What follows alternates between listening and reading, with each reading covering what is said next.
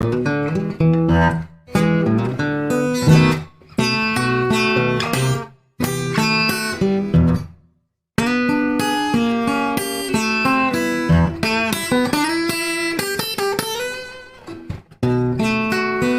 I'm a wheel born baby.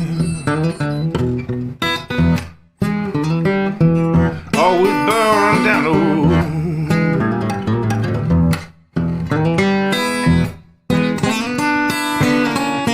Yeah, I'm a wheel born baby. Always burning down the road.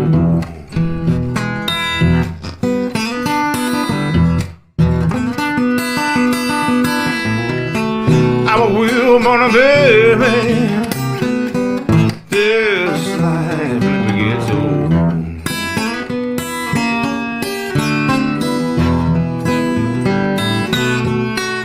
Come on, wheel burners,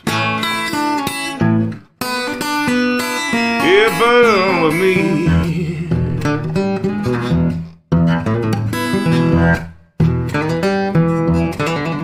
Come on, wheel burners, yeah, burn with me.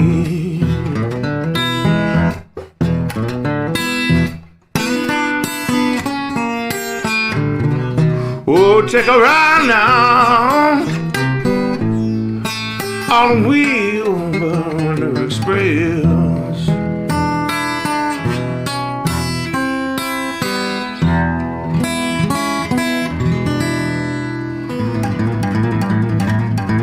Yeah, Wheelburner Express, baby.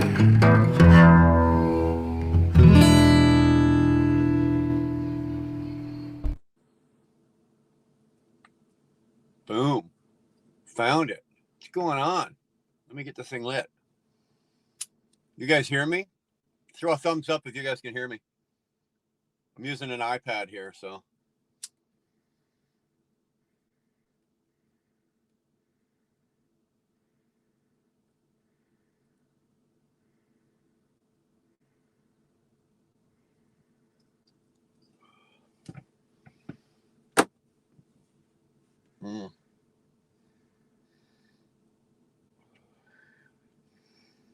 I'm laggy. Oh, I see that, eh? I'm laggy. I've been called a lot of things, Johnny. Laggy's not one of them. What's going on? I might have to actually kill something. I might be drawing a little too much Wi-Fi. And I might have to kill this over here. What's going on, Tyrannus? How the hell are you, man? Good to see you.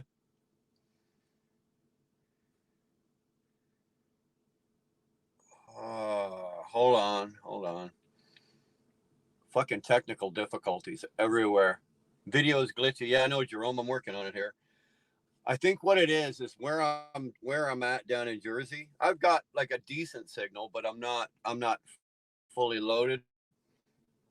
And I'm jumping this off my phone, which I don't usually have a problem with. Usually it works just fine, but for some reason we're laggy. No, Johnny, Dar's never called me laggy. She's called me everything else under the sun, but she's never called me laggy. Okay, let's get rid of. I hate the fucking.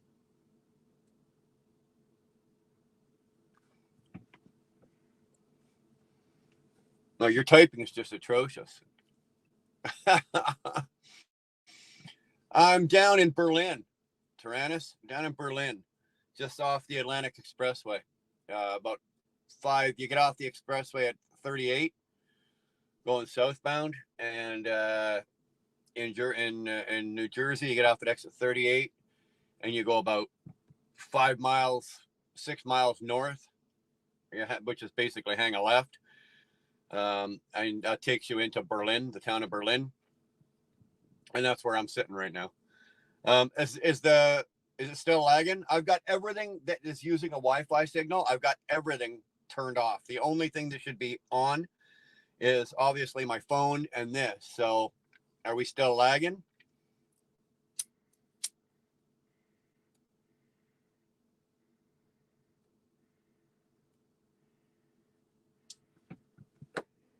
Jerome, everybody says that.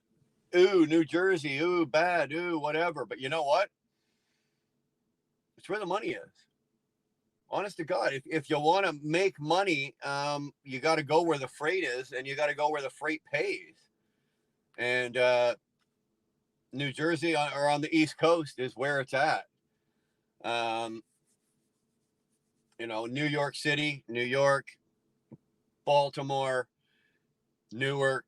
You know, this is the area that I play in. You know, all the way down to South Carolina, North Carolina, whatnot like that. But for the most part, I am between, you know, Ottawa, Ontario, Canada, down the whole seaport, down the eastern seaboard, Connecticut, Maine, not much so much Maine, Maryland. I don't need to list them off. You guys know them, for Christ's sake. So that's pretty much where I play. But that is where the good paying freight is. You know, nobody wants to go into New York City these days. Nobody wants to go into, you know, into the port of Newark or go into Newark. Nobody wants to go into Baltimore. And remember, as a Canadian, I'm not armed. So I'm going into these places, you know, with my pipe. Don't fuck with the Canadian. I'll pipe you to death. I wish you'd trim his beard. Baby, I was home all over Christmas. You had all the opportunity in the world to trim the beard. Why didn't you do it? You could have done it while I was sleeping. Where all the lot lizards are, all the lizards are. Believe me, there's no. The good thing about where I am at is that it's a closed compound, right? So we come in and they've got security. It's gated and everything like that. And my appointment's I thought it was 7:30, but it's 9:30 tomorrow morning, which is okay. So I can pretty much sit in here if I want to. I can get out and go for a walk. I can, you know, do whatever I want. I'm safe in here. Outside the fence, even down in Berlin, there's nothing fancy going on in Berlin. So even down in Berlin here, you could probably walk around downtown Berlin and there's not a whole lot going on. There's not a whole lot you'd have to worry about. So it's not bad. It's not bad. I'm still learning. Obviously, you guys know that I smoke cigars. So the Dar and the kids thought that it would maybe be a different change of cigars to go with pipe and pipe tobacco. And I got this yesterday. I opened it for Christmas morning, and it's a nice surprise. It's taking me a little getting used to. It's not like a cigar where, you know, you can take a couple puffs, put it down, it'll burn for a couple. These things here, you almost got to pay full attention to them. But I do really like, to be honest with you, I really do like. I do like the pipe. I like the flavor it comes out of it. You got to change the little filter that's in there. I've changed that just before we started here. I like the flavor of tobacco. I like the pull it gets off you. The only problem is if like I stop right now, I have to light it again. And then I'll take a couple drags off it and get it going. But then if I talk for more than 30, 35 seconds, whatever, you got to light it again. I think what I'm going to get is, you know, those old barbecue lighters, you know, the ones that are about that long, that flick like that. I'm going to get one of those because this is a pain in the ass, right?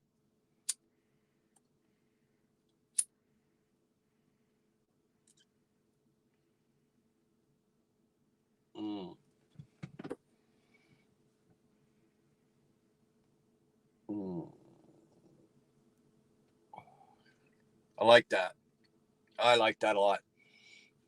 A lot of old history in Jersey. Yeah.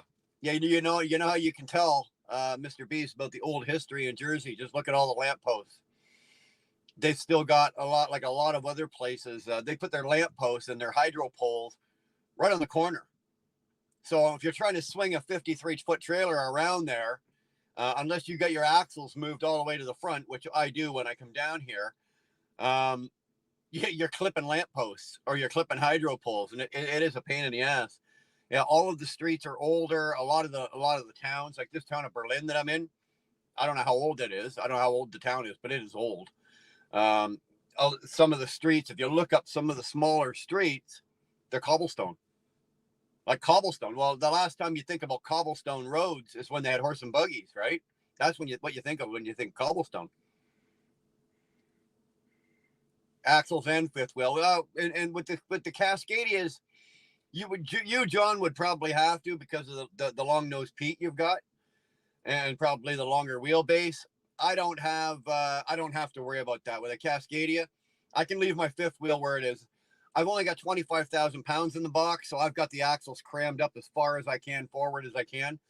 And chances are my reload tomorrow is going to be under 30 grand, so I don't even have to move those axles going back out of here. So if I can keep those axles far forward as I can, for as long as I can, I do.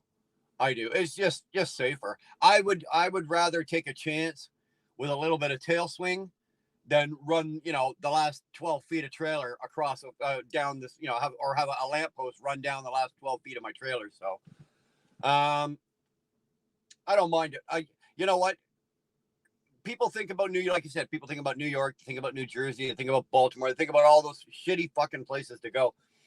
Once you do it so much, like I didn't like it. I don't like it either. But you know what? You get used to it. You do it. The more you do it, you know your way around. Like I know where I am. The damn truck could drive itself here. I got to go probably into Newark. I'm either going into Newark to port tomorrow for a reload, or I'm just going over to Philly. Philly's only like 24 miles back up the expressway. So I'm probably, and both of those loads are easy for me to get in. I know where I'm going. I'm getting in the port. If you've never been in, if you're a first time going into the port of Newark, you might want to get your balls screwed on tight for that ride. But once you've been in a few times and you know what lanes and what exits you're supposed to be using and doing, it's no big deal. It's no big deal. So it's a good day. How'd everybody do at Christmas? Everybody get through Christmas? We made it through Christmas. Thank God. We had a great Christmas. Something that doesn't usually happen for us is we ended up with most of the kids came home for Christmas this year. So we had a house full. We had the kids and their spouses and a father and a parent and a grandbaby. And so we had a full house, and it was nice. I'll be honest with you. It was nice. I loved it. I know Dar loved it, having the people and the baby around and everything like that. But I woke up this morning, I'll be honest with you, I'm looking out in the driveway, looking at that truck going, okay, I'm leaving today. And I was happy to do it. I was home for four days for Christmas. There's a lot of, we got daughters, and that's a lot of in the house. It really is. And then you add Dar. That's, for my poor brain, I'm just but a simple man. I really am. I'm not built for that kind of, my synapse nerves up here, just they start frying with that much energy in a house. But we made it through. Everybody came in. We had a great dinner last night. No turkey. We did not do turkey this year. We did a couple of big bone-in glazed hams. Roasted them. We roasted those up. Did a really good. We did a really good deal. We had a really good dinner. Everybody ate. I've got Christmas leftovers in the truck here. I didn't eat them tonight, believe it or not. I'm not eating another Christmas dinner tonight. For dinner, I did a lasagna, and I got into the apple pie. Warm apple pie. Yeah, Dar's like, yeah, her ears are bleeding from all the talking. Jesus, it was something else. That was a lot of talking. And for me, it's not like everybody's talking to me, because they weren't, right? I was just in the house. But we do what we do out here, and we live the way we live out here. We're very solitary creatures out here in our trucks. And yeah, we talk on the phone, but it's not the same. And when you take me and you put me in a room with 12 or 13 other people, and there's 4 or 5 different conversations all going on at the same time, my head just it's like, oh my God, I got to get the hell out. And like I said, I saw the truck. I got up this morning, and Dar went out and did something quick, and she came back, and We had we had coffee this morning, and I started to load the truck up. I was happy to get back to work.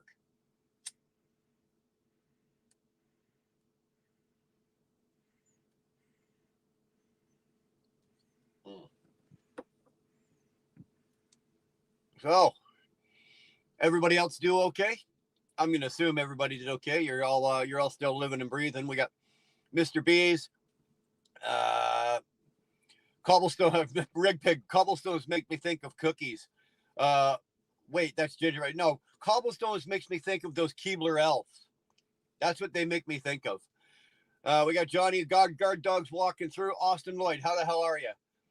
Good to see you, man. I haven't seen you around in a while. Mind you, I haven't been live in a while. We've the last month and a half, we've kind of just let the channel do whatever the channel wants to do. We haven't been doing a whole lot of focusing. We've just been kind of taking care of our family and doing some things around the house that we've had to do.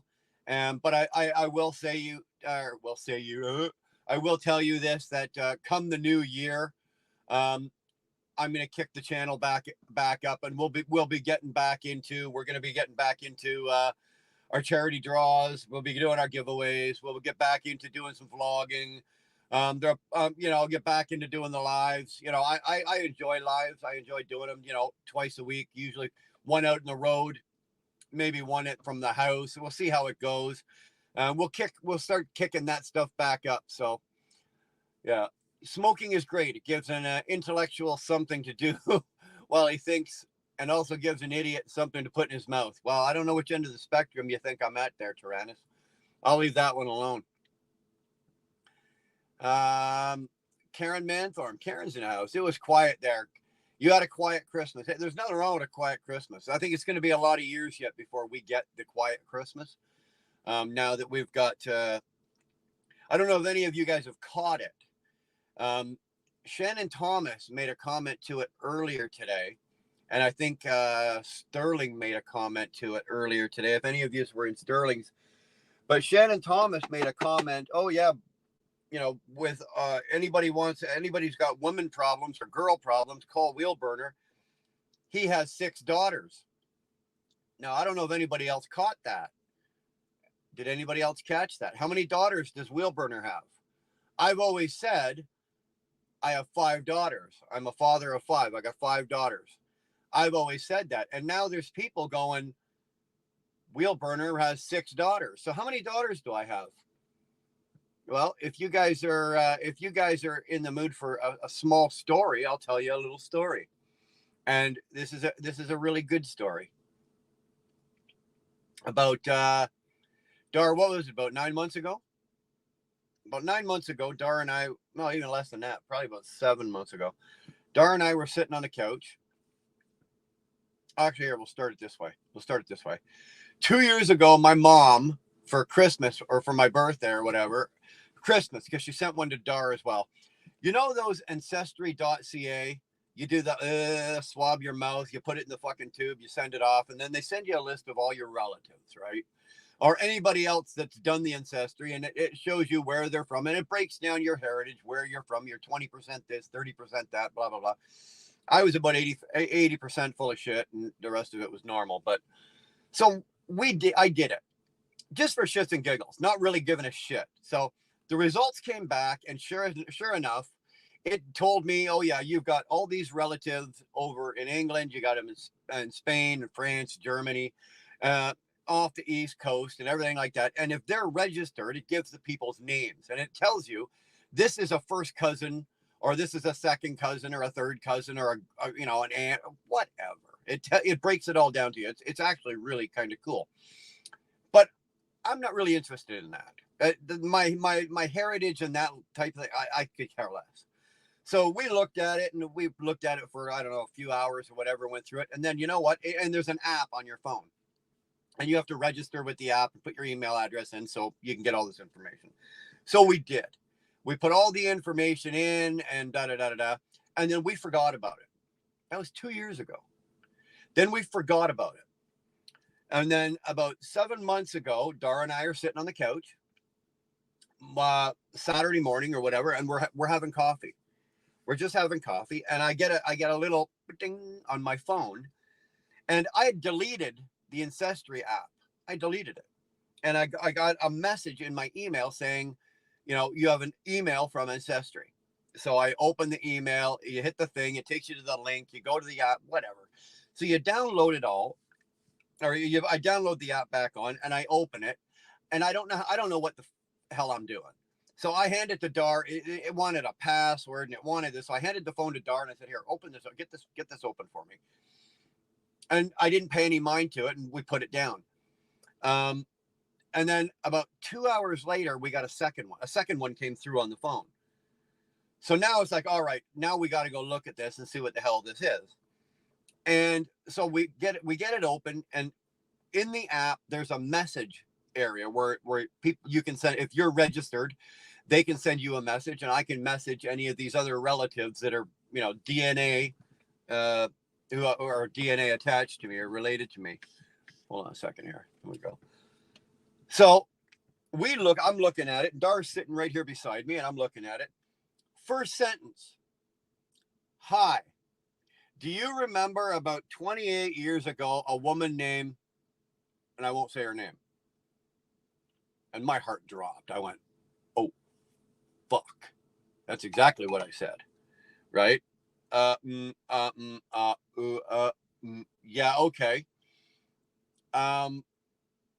So I hand that to Dar to look at it. She's looking at it. I'm looking at it. And I'm going, she goes, do you know her? And I go, I remember her. I don't know her.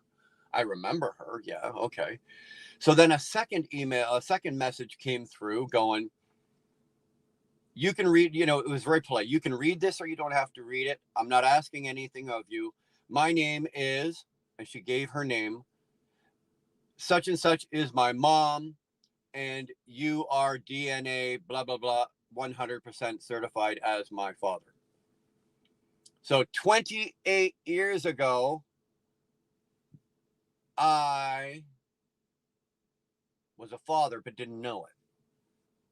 It was one of those cases where I had just broken up with my first wife.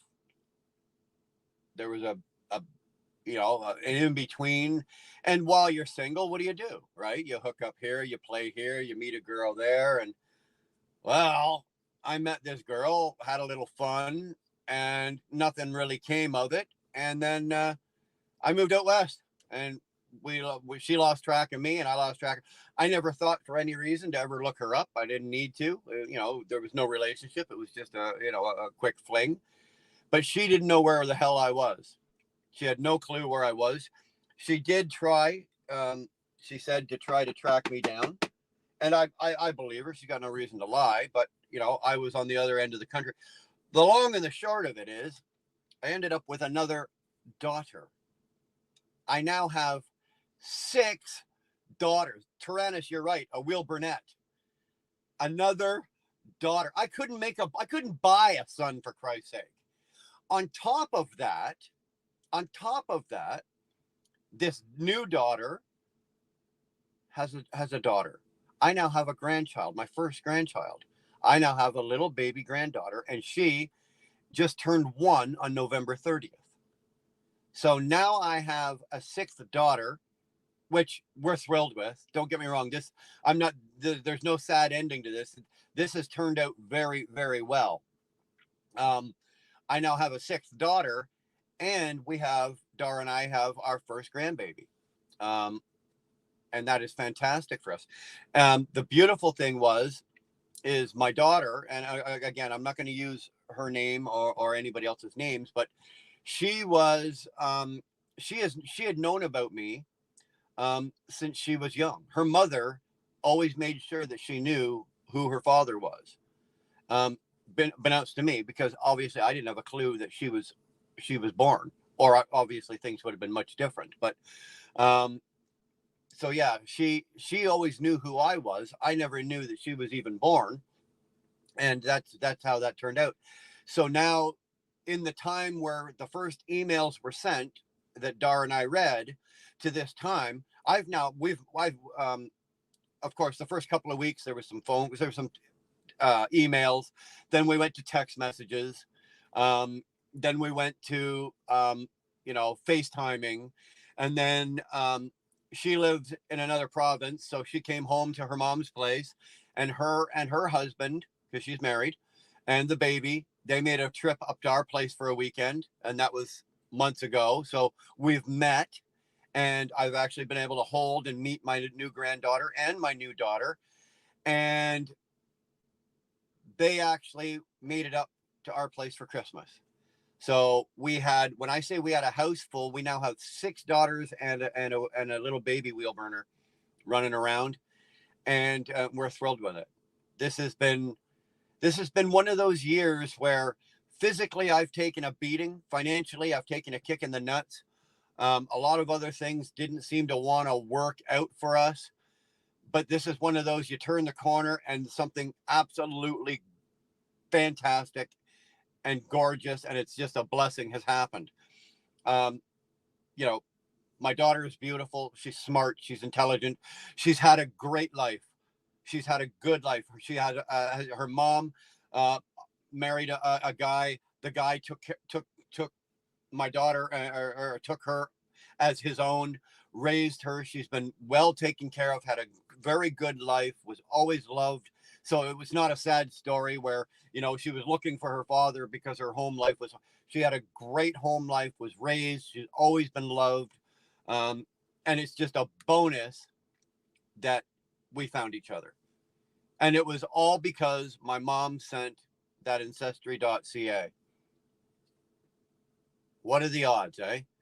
What are the bloody odds? So this has been our first Christmas with the new daughter as well, all the kids. And that's the other thing. Now, all the other daughters found out they've got a sister. What do you think of that? Could you imagine? Now, of course, Dad had some quick talking and some explaining to do, right? Like, daughters don't just appear out of nowhere, like they pop. What the hell happened here?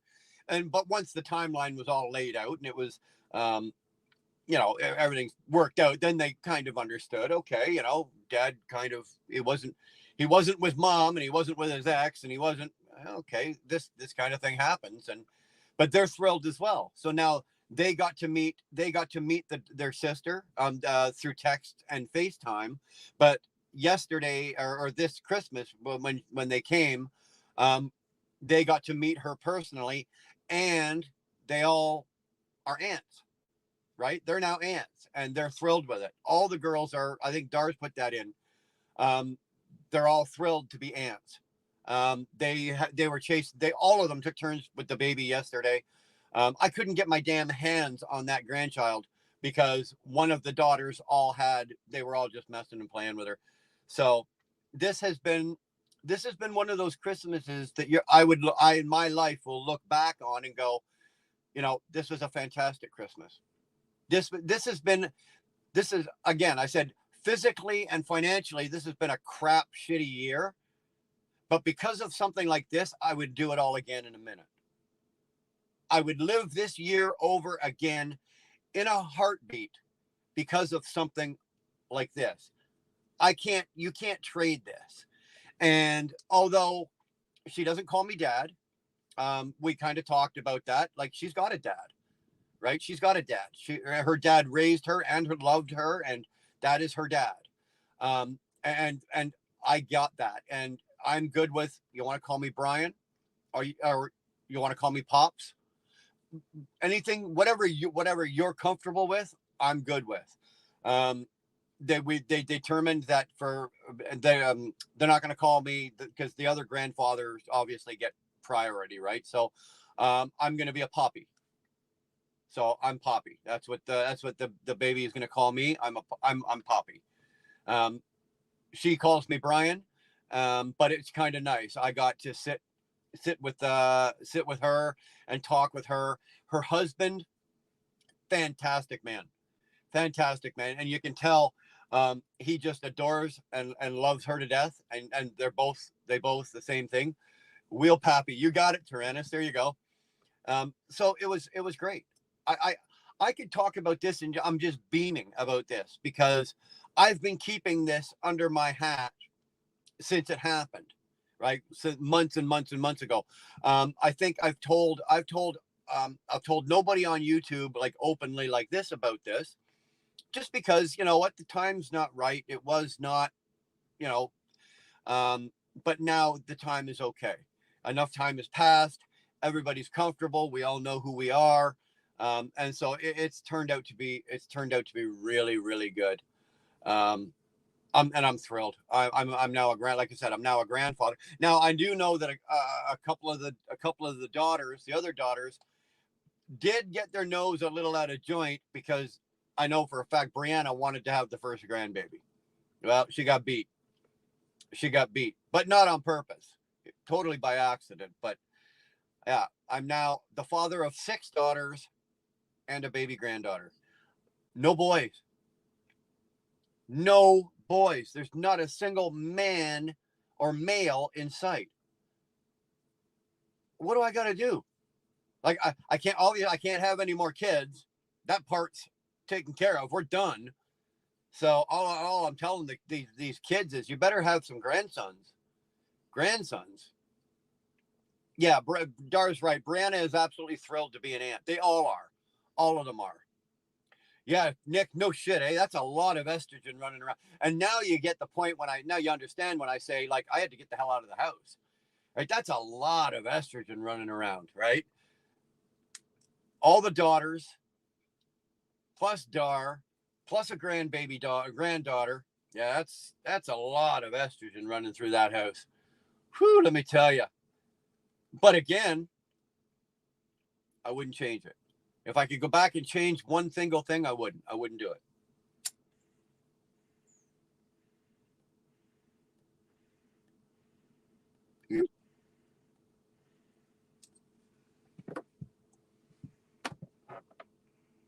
You sit and you think and you talk about, you sit around the dinner table at what time or another and you think about all the things you're grateful for. Ladies and gentlemen, I really have nothing to bitch about. I don't. Yeah, I got some eye issues. Still got a little bit, some shit going on, but it's nothing that can't be taken care of. I got a couple physical ailments that are bugging me, but nothing that can't be taken care of. But when you've got something like this that happens to you and this comes into your life, man, it makes you realize that, you know what, this really ain't so bad over here. This ain't so bad over here. I can deal with that. I can deal with that. I can deal with this. Look what's happening. I didn't ask for this. This just came to me. I'm thrilled and I'm blessed. So it has been an extra good Christmas. And it had nothing to do with Christmas presents. It had nothing to do with, it just had to do with the people that I had in my life. It was so fantastic.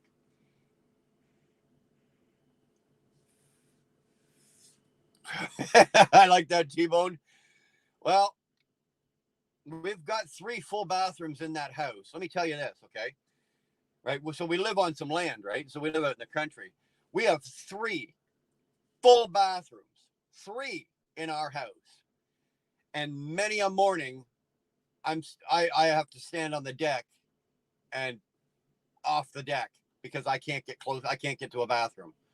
So you might be right, dude. You might be right. We might be looking in the budget for time for an outhouse, Johnny. Well, we might be looking in the budget to I don't know where we're gonna put it. I think Guard Dog's got the right idea here. We might be looking at an outhouse. We might have to do something because I can't get near the bathroom now. Forget it. Absolutely not. And I don't think we could actually put another bathroom in. I don't think the septic will take it. That's a lot. But yeah, it's good. It's good. I'm not complaining about jack shit. The only problem I have is that it is a green Christmas up here, right? You wouldn't think of Canada with no snow, but we got no snow. Like you literally would you could stand on my front porch and look at my front lawn. It probably needs to be mowed. I'm not kidding. My front lawn and my back probably need to be mowed. I was looking at my father-in-law yesterday going, I wonder if I should go crank up the John Deere. And he goes, nah, you just sink it and up to its axles anyway. Just leave it alone. Leave it alone. So, yeah, it's pretty weird having a green Christmas in Canada. We don't get it very often. Nick, you're probably right. global warming would be be the cause of it. I also I like Guard Dog's idea. You need to put a studio in for the lives. Um, you may not be too far off there, Johnny. You may wait and see what we might have going. Because we're going to continue with the lives, but we've also got something else kind of on the back burner that maybe a studio would be required for. So you just don't know what's going on in our world. You never know the next time you see something pop up of what you're going to see and what you're going to get.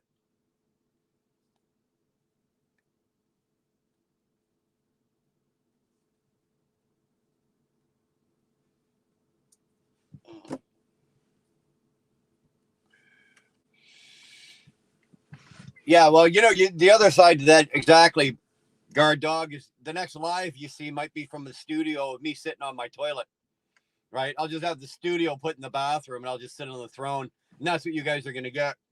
Man cave studio bathroom. You got it. Basmatic, how the hell are you? We just had a 17-year stretch in northern Saskatchewan with brutal winters. Yeah, well, that's northern Saskatchewan. I think northern Ontario's got snow and they've got some bad weather up there, but I'm in the middle. I'm not in southern Ontario. I'm not in northern Ontario. I'm just in that, that belt in there. I'm in there, so it's not that bad. Man cave outside the house.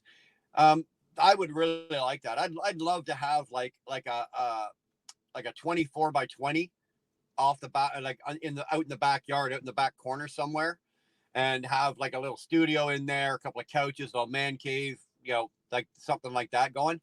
That would be something that I would really like to do if we decide to keep this house. Dar's talking about a shed, yeah. All Dar wants a shed out there so she can buy more cats or chickens. She'll be phoning T-Bone, for Christ's sake, looking for chickens, for crying out loud. That's what would happen if I built something like that. I had something like that built.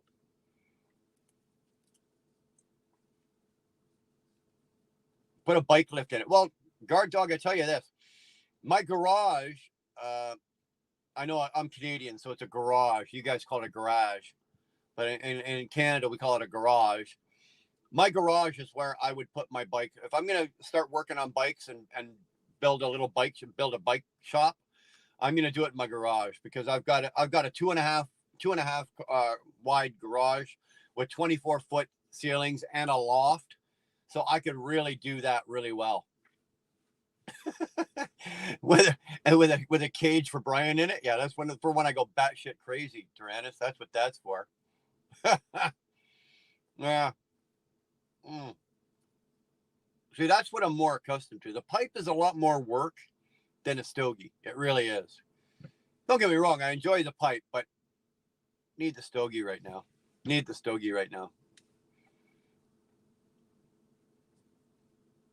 Not those kind of. No, trust me, Johnny. We'll be keeping our clothes on. Those kind of lives, you guys need to pay to see those kind of lives. Trust me.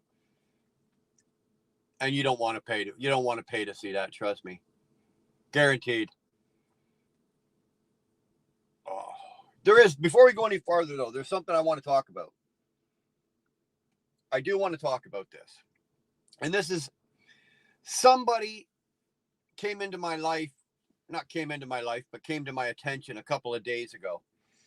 And it's something that I've always thought about, but it's not something that's generally talked about, especially here on YouTube. And I'm going to talk about it. So you guys are going to listen to this for about, you guys are going to listen to this for about 5 minutes. Okay. We as truck drivers are solitary creatures, but you got to remember this is a very lonely job. The holidays are probably some of the hardest times for some of these people, myself included, right? Truck drivers. There's guys that didn't make it home, not because the freight didn't allow them to get home or because a lot of them just don't have a home to go to. We are in a high percentage of divorced. We got no wife. Kids don't want to talk to us because we're, in a job that we were never there. We're alone. And I'm going to be honest with you. The suicide rate amongst truck drivers doing our job around the holidays peaks. It really, really does. And it's just been my own experience recently with somebody else where it's been, you know what? If you see it or you think of somebody that might be suffering, that might be dealing with it, stick your goddamn hand out.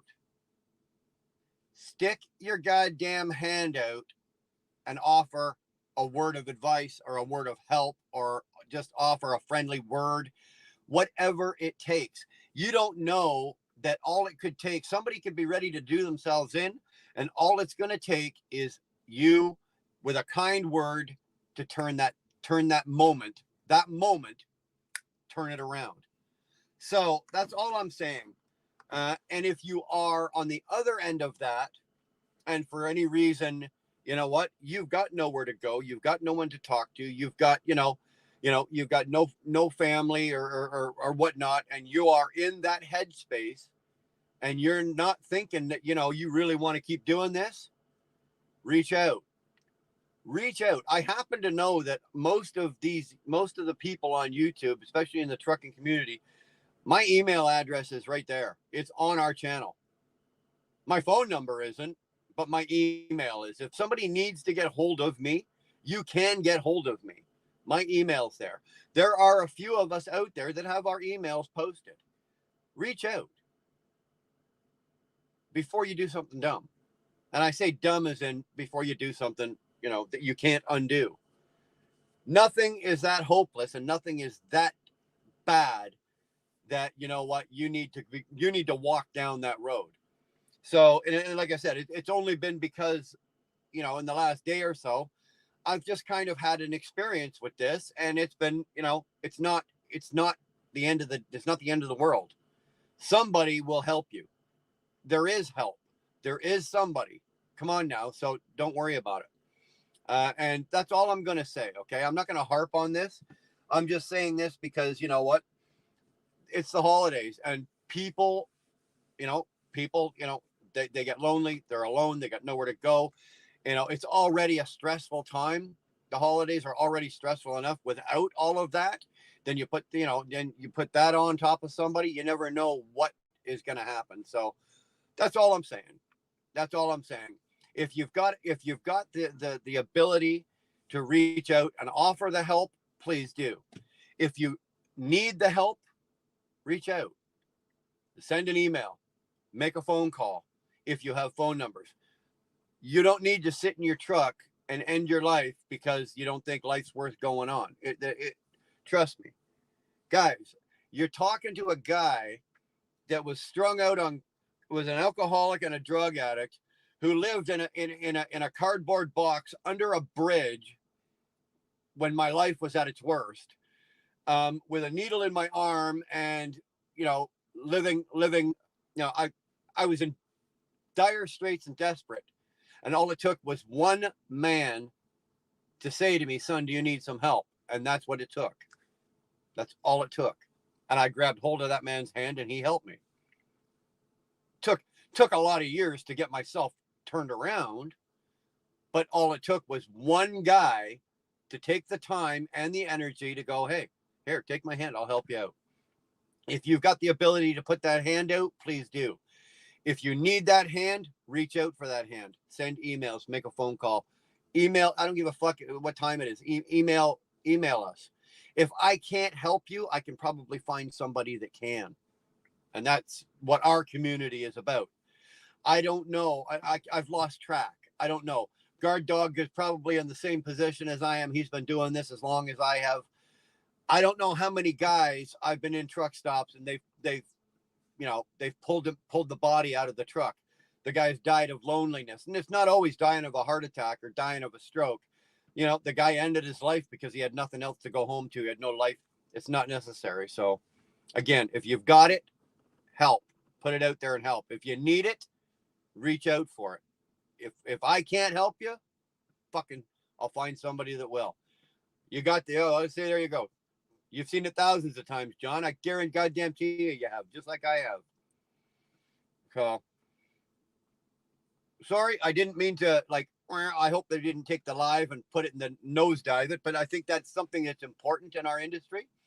It's not just our industry; it's just in life in general. It is important. So that's kind of where I just wanted to go with that. So the holidays are now over. It's we got to get through New Year's. So that's just all. That is just a good reason to get hammered, drunk, and hopefully stay out of jail. I know that I will I will not be drunk and I will be sober. And although that doesn't mean I'll stay out of jail, I've probably done more stretches in sobriety than I ever did while I was drinking and drugging. So that's the one terrible thing, eh? One terrible thing about recovery. You go into recovery. I was a drug addict and I was an alcoholic, but I never blacked out. So if you drink and you black out, sometimes I'd be jealous of that because that means I remember every single low down, stinking, shitty thing I ever did, and it sucks balls. But I got clean and sober, and I had to account for a lot of the shit I did, and I ended up doing more time in jail in sobriety for the shit that I had done while I was I call it out there carrying on, right? So it's kind of funny how that worked out. Damn. I guess it's all worked out for the best. Because here I am sitting in front of you down in New Jersey. So it ain't that bad. It ain't that bad. We got, what do we got? 26. So we got 5 days. We got 5 days till the end of the year. Then, dude, we get to do it all again. Right? All again. One of the best pieces of advice I was ever given was by this old timer. And he said, son, live every single day as if it's your last, because one day you're going to be right. And when he first said it, I didn't clue in, right?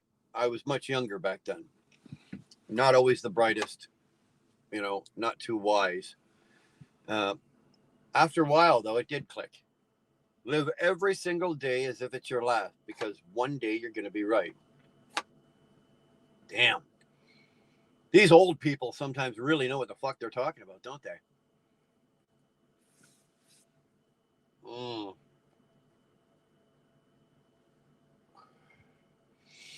I consume 0 alcohol now, not even tempted. It hurts me.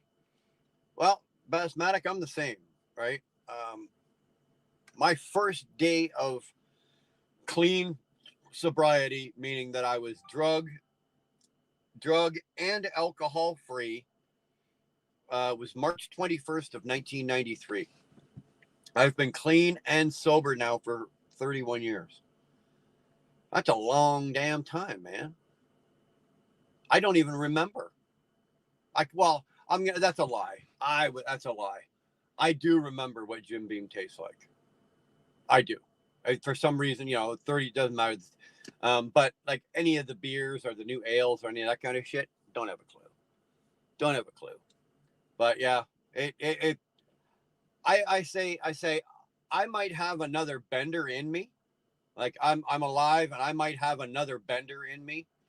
I don't have another recovery in me. So it's best that I just stay the way I am, because if I ever decide to cross that line and go back out there, there's no coming back for me. I just don't have another recovery. So it's just best that I don't. And you know what, after 30 plus years, I'm not even tempted anymore. Like, we go out for dinner, we'll go to a bar, we'll go here, we'll do this. And it doesn't even dawn on me to pick up a drink. It doesn't even dawn on me. It's been so long. There's alcohol in my house. Like, there's bottles of Jim Beam, Jack Daniels, CC, bottles of wine. Everybody was drinking in the house yesterday. That kind of thing goes. There's no temptation. I'm beyond all of that. But I do have to remember, though, my next bender is only an arm's length away. So when I put it in terms like that, yeah, it keeps me on the straight and narrow. That, and I just really don't want to have to go through the hassle of drying out again and recovering again and going through all that. It would kill me at my age now to go through the withdrawal and the shakes and the shivers and the puking and the pissing and shitting and all the garbage that goes along with that. At my age now, that would kill me. It wouldn't be worth. It wouldn't be in my mind. It wouldn't be worth doing. So, Nick Earl, I agree. Nick, your next bender is your last. Well, in my case, yes, my next bender would be the last one because no,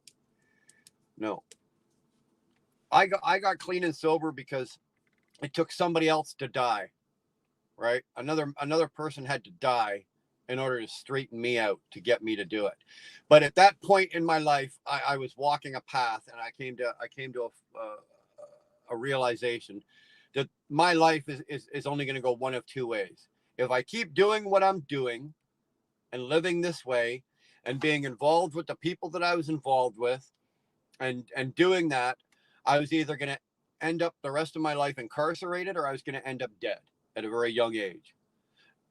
Or I could take the other road and take a swing at this recovery thing, to which I did. And I was pushed very hard to make that recovery choice because a very dear friend of mine died, and it was not necessary. It wasn't necessary that he died. And I was partly responsible, very small part, but partly responsible for him being in the position that he was in that killed him. And that was enough to wake me up. I'd have that moment of clarity, they call it. I made the decision and I acted on it, and I'm still breathing today because of it. And because I also had some very, very good people around me. You know how we say this in the trucking business, the most successful guys, if you want to know why they're successful, you look at guys like Jeff Like, you look at DIY, you look at Spectre, you look at all these guys that own their own trucking companies, and why are they successful? Look who they surround themselves with, right? Well, recovery is the same way. The guys that actually are able to get clean and sober and stay clean and sober, they're not doing it by themselves, right? It's who they surround themselves with. Same principle, different area, but same principle. You surround yourself with the best that you can find, and you'll do okay. You surround yourself with dirtbags and shit, that's what you're going to end up, a dirtbag and shit. You know, I tried in both cases. In my recovery, I tried my very best to surround myself with the best people that I could find. And in my case, it was finding people that had been recovered longer than me, that were living happy, content lives. How were you doing it? Those are the people I wanted to talk to. In business, I try my very best. I'm not always successful at that either, but I try my very best to surround myself with people that are doing it better than I am. People that are smarter than me. I'm not the smartest guy in the world. There are people out there that are doing this business that have been doing it longer and a lot better than I've been doing it. Those are the people you want to talk to. Nick, you know what I'm talking about when you're talking about Spectre, right? Love that guy. Respect him to death. You know?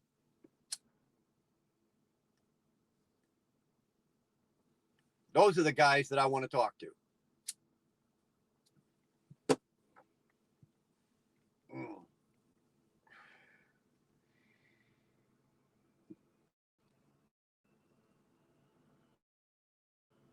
Wow.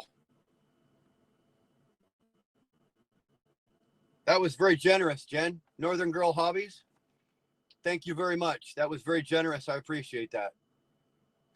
Very, very generous. Thank you. Merry Christmas to you. Happy New Year's. Hopefully you guys don't get buried in too much snow up there. Keep doing it and keep doing what you're doing. Keep doing what you're doing.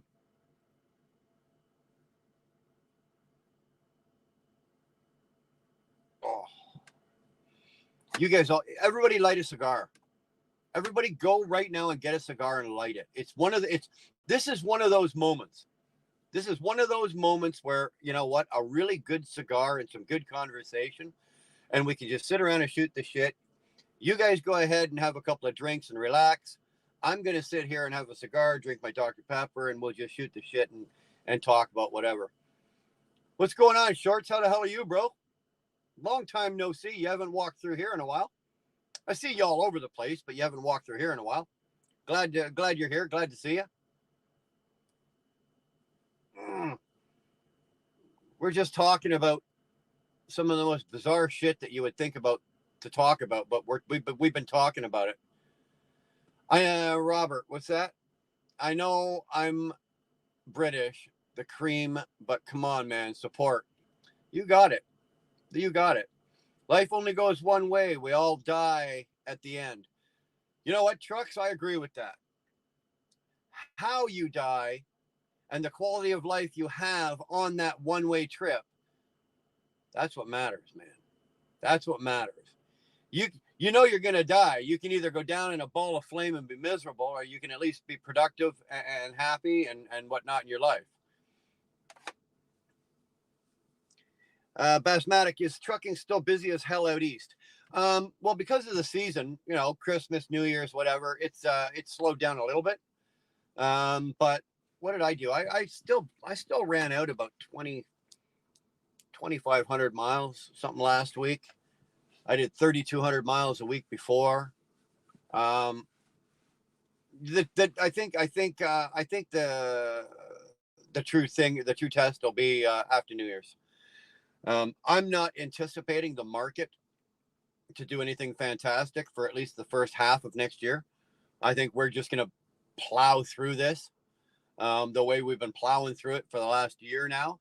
Nothing's going to happen. I sense that it's not going to be till at least the third quarter of next year where we might see some change. Hopefully. You start out in life with a bag full of luck and and end it with a sack full of experience. You know, Tyrannus, you're absolutely right again. You know, these are some really, really good cliches, but they're all 100% true. You know, they all are. And that's just life. You know, I would rather live to be 70 years old, but have a good quality of life for 70 years than to live to be 95 and be absolutely fucking miserable. Truly, I would. The length of your life does not determine of how good a life you've had. Oh, he's 105 years old. He's had a good life. You don't know that. You don't know the guy's 105. For all you know, the last 40 of those, he's been miserable, in agony, in turmoil, whatever. I would much rather live, you know, to be 70 years old, but have a really good quality of life packed into that 70 years than live to be 95 and be a fucking miserable dick. I can do that now and be a miserable dick. I don't need to live to be 95 to do it.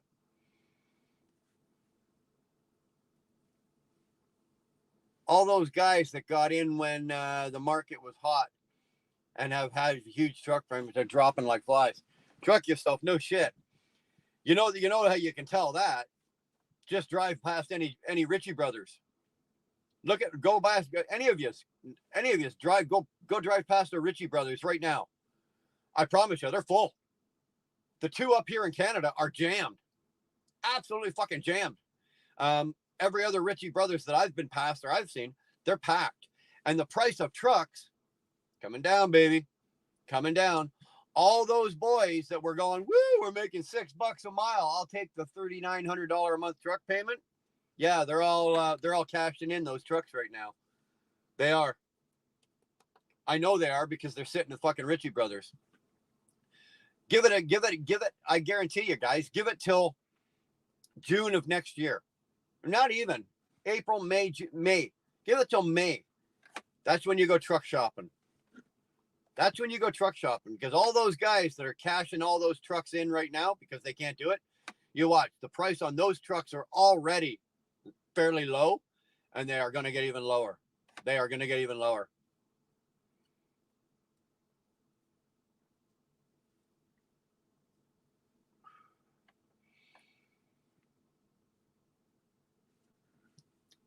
Guard Dog, you're right. Maersk, when they posted their very first loss, you worry. Yeah, they are. Well, what are they? They're like, I can't remember. I was reading about like, you know, their annual revenue is like $374 billion. That's what they generate. That's not what they make. That's not their profits. But they're one of the globals, right? One of the global companies. Maris, they're fantastic. But yeah, when they're posting a loss, yeah, you might want to start looking at your fucking truck. It's a return of good karma. You know what, Jen? I agree with that. I didn't believe in karma for a lot of years, but then the way things have gone with certain aspects of my life, I've got nothing else to chalk it up to. 105-year-old German officer, not a great life. I don't think I want to be 105. I don't want to live to be 105. I don't think I'd do well at 105. You know, I'm 54. I just turned 54.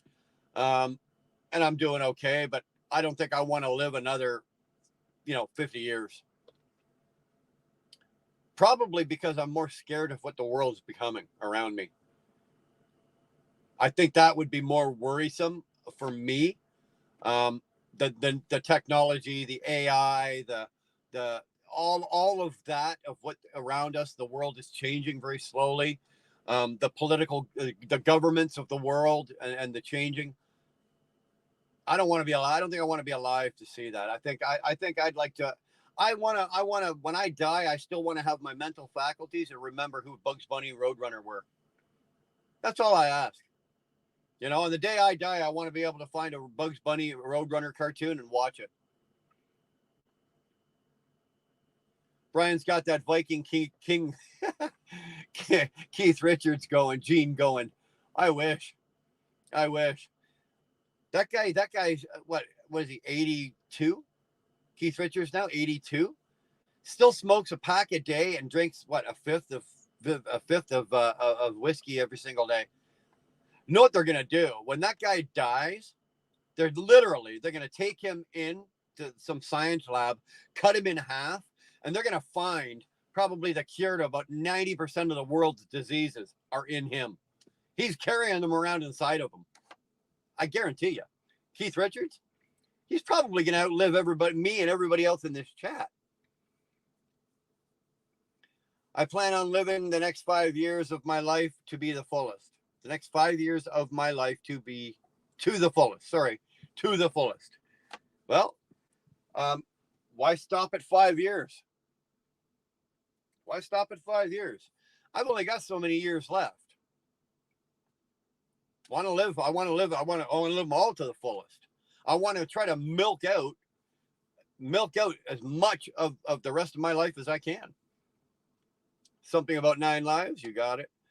I got to jump out and mod another channel. Merry Christmas. Happy New Year, folks. Stack it to the rafters, including rice, water, and ammo. You got it, Jen. Thank you so much for coming in. Thank you for the dough. We appreciate that. Appreciate it dearly. It was, again, very generous. Thanks. Places are full of trucks for sale down here in Florida. Johnny, it's everywhere. Everywhere right now. Have a good night, Jen. There we go. Curtis, definitely, Dar, live life to the fullest. Yeah, well, when Curtis is around, you can't help but living to the fullest, eh? You're a miserable dick. Sat in your truck. Happy boy me is loving your wife. Good job. I'm 3,000 miles away. You know what, Robert? The problem, if Dar and I ever make a trip over to England, 2 things have to happen.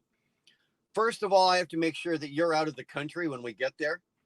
And second, I have to have a lot of insurance, because if you are in the country, I am convinced that you're going to run me over just so you can marry the widow. I'm almost both of those things. I'm almost 100% sure.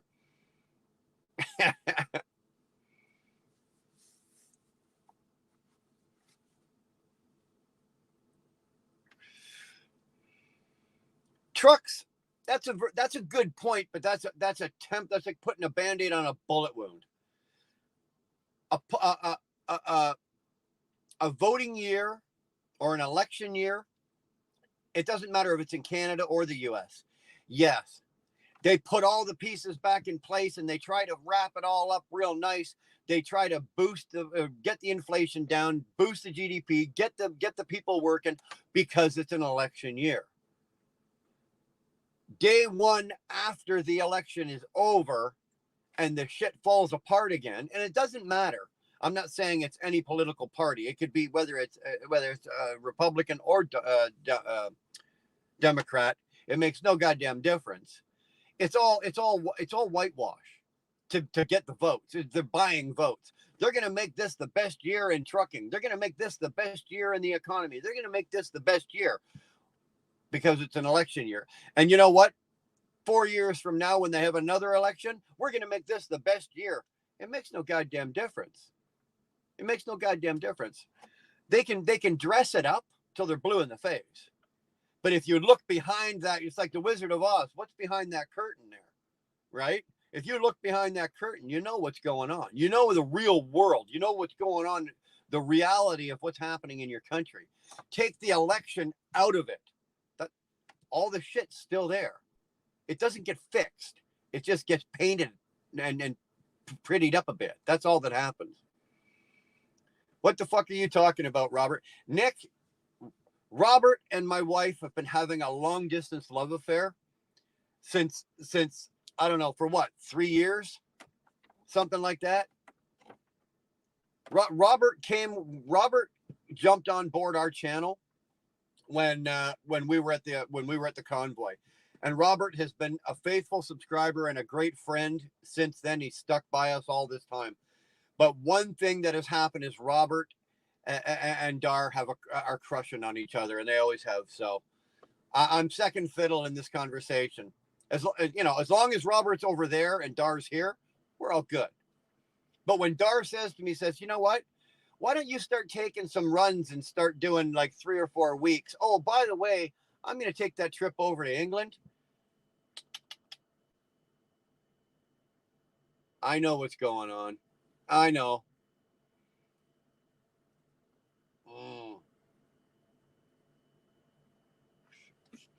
There you go, Nick. Nick, she's right.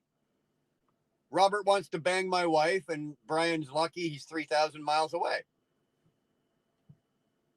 I was trying to put it delicately. Dar just kind of said it. I think they will let it all peak for elections.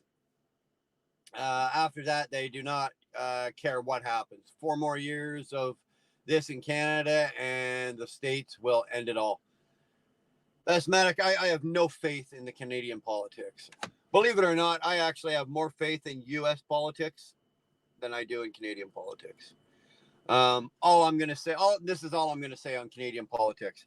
I know Trudeau is going to lose. I hope they run his ass out of this country. He should run for Cuba if he was smart, or run over to Europe somewhere. Some country over there will protect him. But I think that would be in his best bet.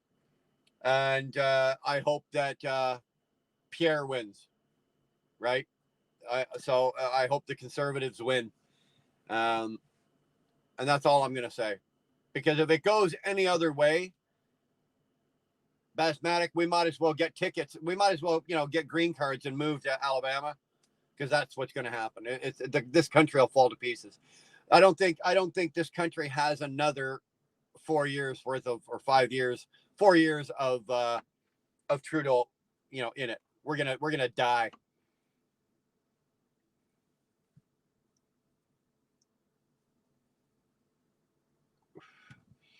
Joking. Bullshit, you're joking. Bullshit. Goddamn well you'd run me over with that fucking truck of yours if you had the chance, just so you could marry the widow. Don't even think about it. Nick Earl, you guys better beat Dallas this week. Are you guys all in on that football? What is that, fantasy football? That is something I could never get into. Really, I could never get into fantasy football. I think was it last year or was it the year before? James asked me if I wanted to come in on it, and I'm like, no. I don't watch football regularly, so I'm not going to get involved in fantasy football. Yes, sir. I was smoking and drinking a lot and working 10 to 16-hour shifts. It was fun. That doesn't sound like fun to me. You need to readjust what your idea of fun is. TGT, I don't think this time because inflation is way too out of control. again, I kind of agree. I don't want to turn this into a pissing match or a political, who we support and who we do, and but I think right now there's too many things that need to be fixed that can't just be fixed by whitewashing because it's an election year. I bet Biden doesn't even know what inflation means. I'd be willing to bet you Biden doesn't even know what fucking state he's in right now. You can think how you want to go truck yourself, but we're already seeing fuel prices drop. The next year will be fantastic, followed by 3 years of what we have now. We get one good year every 4 years. Man, fuel's dropping. Fuel's been dropping for 6 months. Can you figuratively say that the reason fuel is dropping is because it's something that's going on in the White House? No. There's probably 15 other things that are responsible for the fuel prices dropping, other than the election or some of the politics. But it's just easier to go, oh, it's an election year. Oh, it's this. Oh, it's the politics. There's probably, like I said, 10 to 15 other things that are more responsible for that than anything. Rest Area Raccoon throwing $5.55. Appreciate that, brother. I'll take your American money. That's what? $295.16 Canadian. Appreciate that. That goes a long way. Fuel dipped a little, but went back up 30 cents last week. All I can say is you guys down here should stop bitching and complaining about the price of fucking fuel. Like, don't get me wrong. I get it. Fuel's expensive. But none of you guys cross the border and come into Canada and have had to fuel a truck up here. Okay? When I take the price of fuel, right? The price of fuel right now at the Flying J in Napanee is $1.81 a liter. Now, I'm not going to do the math here. I'm just going to go quickly off the top of my head. But if you take $1.81 a liter, convert it to gallons, then convert the Canadian dollar to US dollars, it still comes up north or just south of $6 a gallon. And that's fucking normal for us. That is normal for us. You guys are down here. When I'm down here, I'm paying $3.45, $3.65. If I hit some of the places, if you hit $4, I'm still not losing my mind because I'm paying almost $6 at home. So if I'm paying $4 or $4.25, $4.50, it's still not bad. My fuel bills have been coming down with the price of fuel coming down as long as I buy it in the States.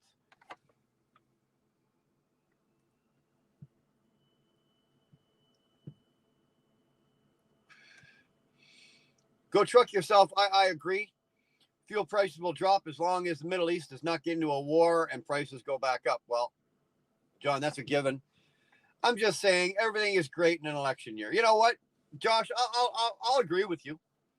I will agree with you. In this case here, the old man and the millennial will agree that, yes, in an election year, and it doesn't matter U.S. or Canada, in an election year, I will agree with you, sir, on this case here right now, that during an election year, things are generally better.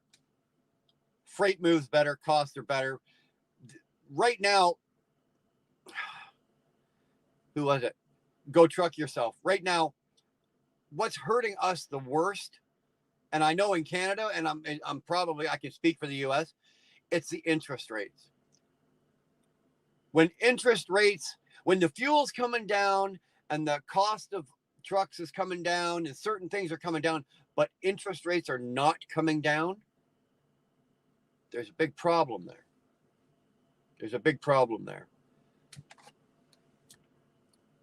It tells me that certain things are in play that are not going to be permanent. If interest rates were starting to drop, the Fed and everything, then I would say okay.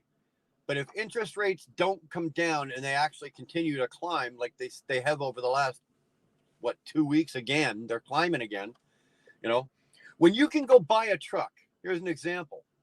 When you can go buy a truck, and your interest rate on your loan or your lease, however which way you do it, is 4 the interest rate on this truck is 4.9% or 4.95%.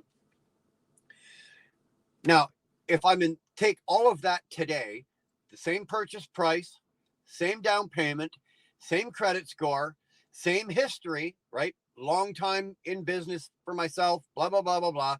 Do you know right now, the starting interest rate right now would be about 9%, would be the best you could get. 9%. If you know somebody who can suck really good, well, you might get 8, but 9%. And they're not coming down. They're not coming down.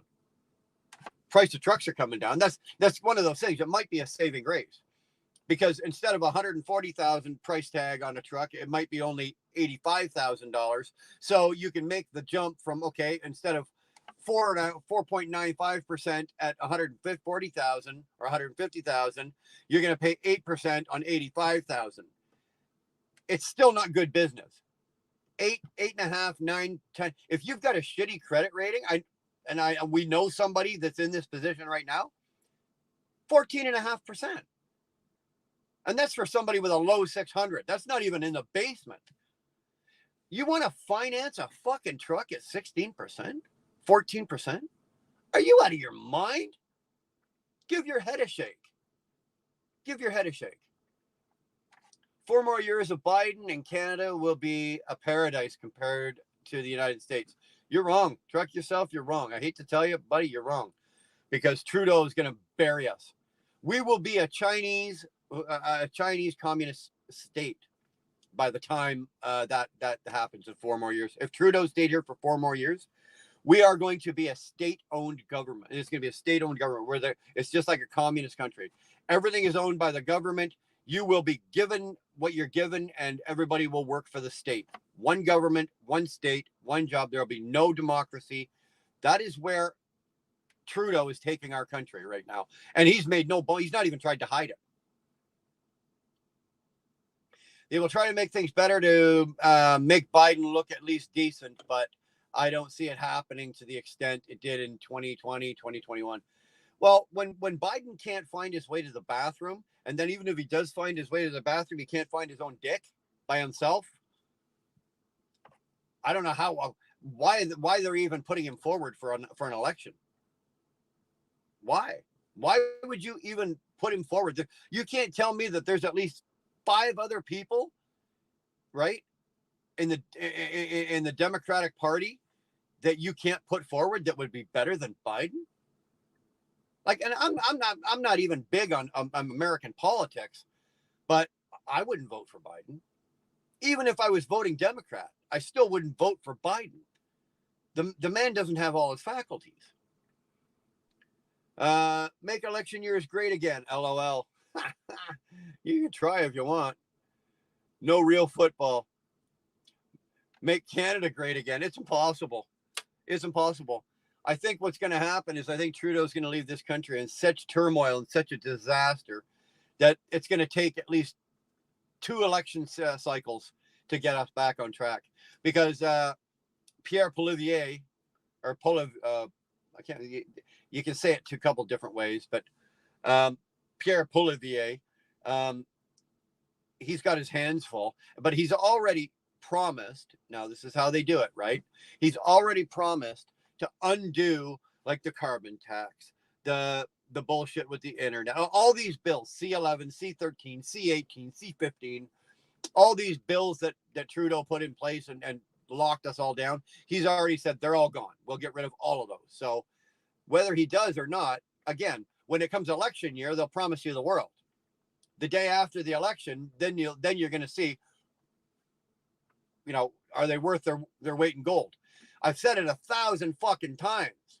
Guys, I've said it 1,000 times. When it comes to politics, you don't vote for the guy or girl you like the most. You vote for the politician you dislike the least. You find the one that's going to do the least amount of damage, and that's who you vote for, because they're all going to fuck you. But who's going to fuck you the gentlest? Who uses KY instead of Vaseline with sand in it? That's who you want. you doing here? I tried to sneak one in. You found us. Here's my boy Sterling Wheel. I was in your live today. I popped in to say hi. It was great to see you, man. I couldn't stick around for 4 hours. You ran out of 4-hour live today. I couldn't stick around the full 4 hours, but it was really good to see you, man.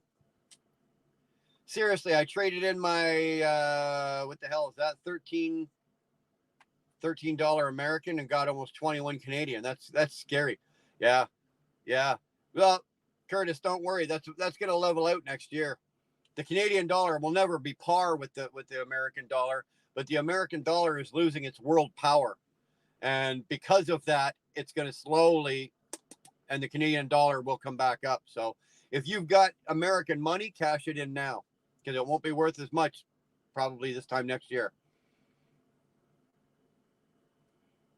We don't buy shit by the liter, though. We don't spell though, THO, though. I'm busting your ass, Nick. You know that.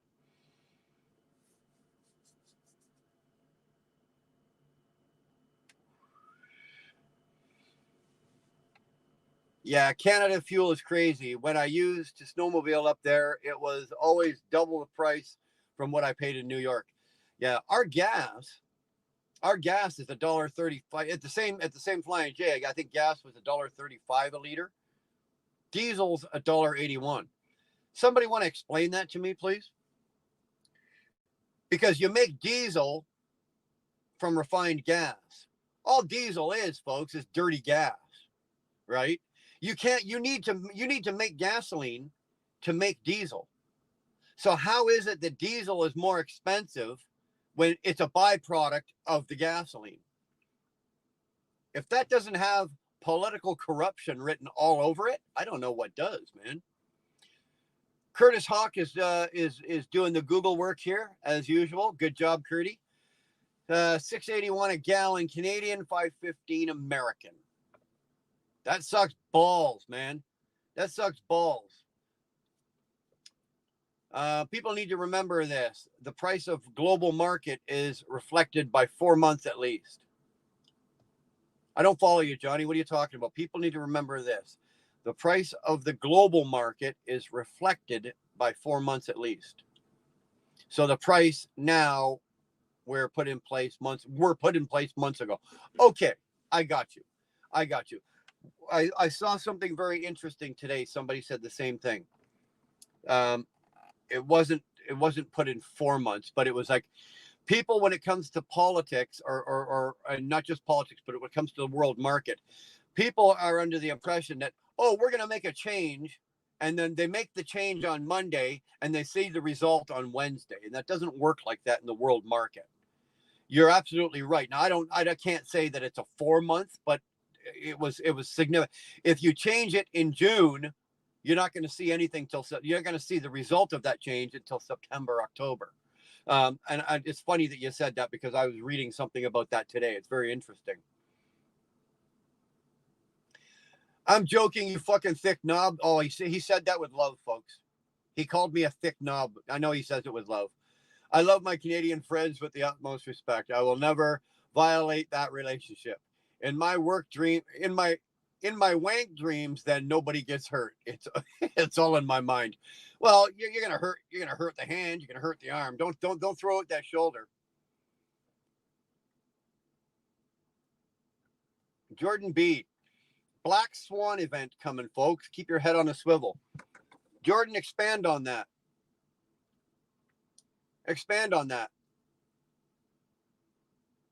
Do I think Trudeau will win? Absolutely not. Trudeau is going to be run out of the country.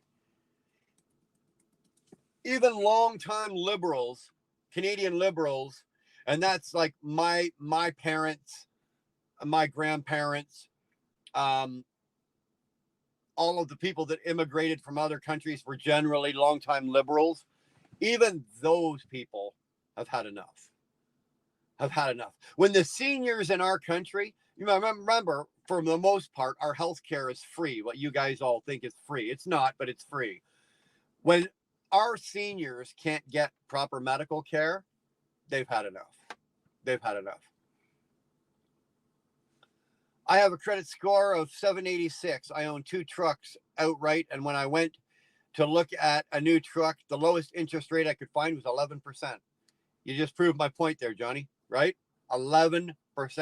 I think, and you're in where you're out of Florida.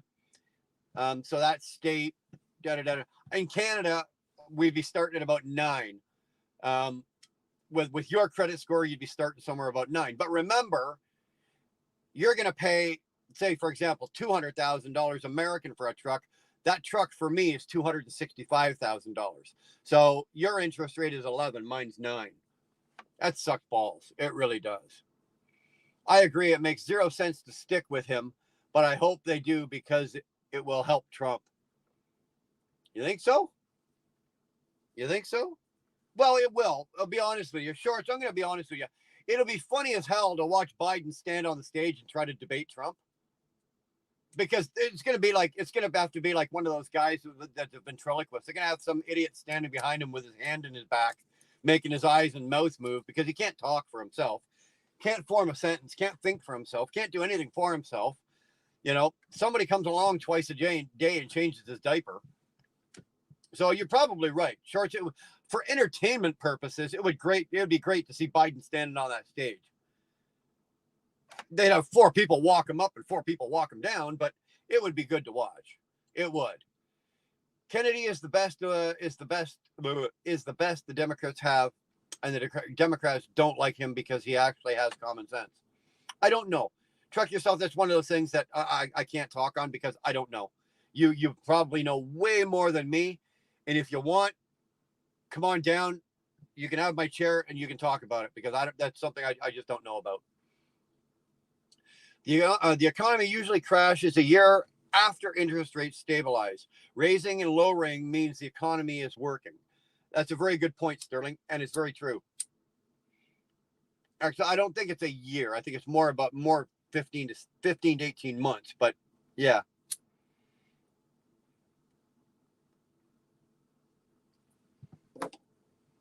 There's an old saying, it's nothing changes if nothing changes. So if things are changing, and like you said, things are interest rates stabilizing, raising and lowering means the economy is working. That's because things are changing. If nothing changes, then nothing changes. Get really stoned and think about that. It will be Kennedy and Trump. You think so? The politicians know the people don't want Biden. Well, I don't know. I'm now going to, after this, I will probably Google Kennedy and see what kind of platform he's standing on and what he's up to.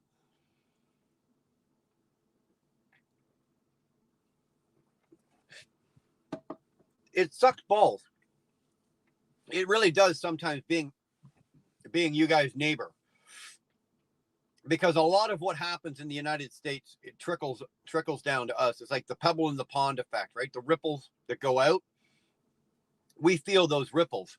So if you've got an absolute idiot dickhead in power in the White House, we suffer from that too. Although we've got our own dickhead in power here.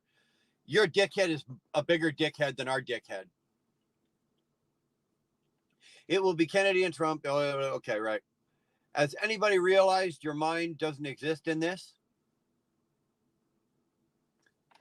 Robert, I think you're smoking something.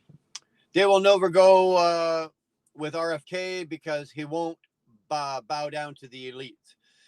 But that's probably Shorts. That's probably what you need, right?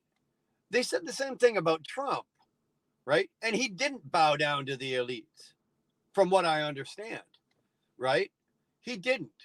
And they said the same thing. And that's why he became sort of like an odd man out. And he scared the shit out of the political forum down in Washington because nobody knew what the fuck he was going to do. He couldn't be bought. He couldn't be paid for. He couldn't be told to shut up. He couldn't be told to go away. He couldn't be told to sit down. He'd do whatever he wanted. He said whatever he wanted. He insulted whoever he wanted, and he did it all. And he did all of that. So a lot of the bureaucrats that are like the lifelong politicians, they're scared to death of that. And if Kennedy is one of those, I would almost say try it out. Right? Trump is that version of a Republican. If Kennedy is a Democrat, and you're voting Democrat, then go for it. One way or the other, you need somebody in your White House that won't bow down to the whim of the rest of the political forum around them.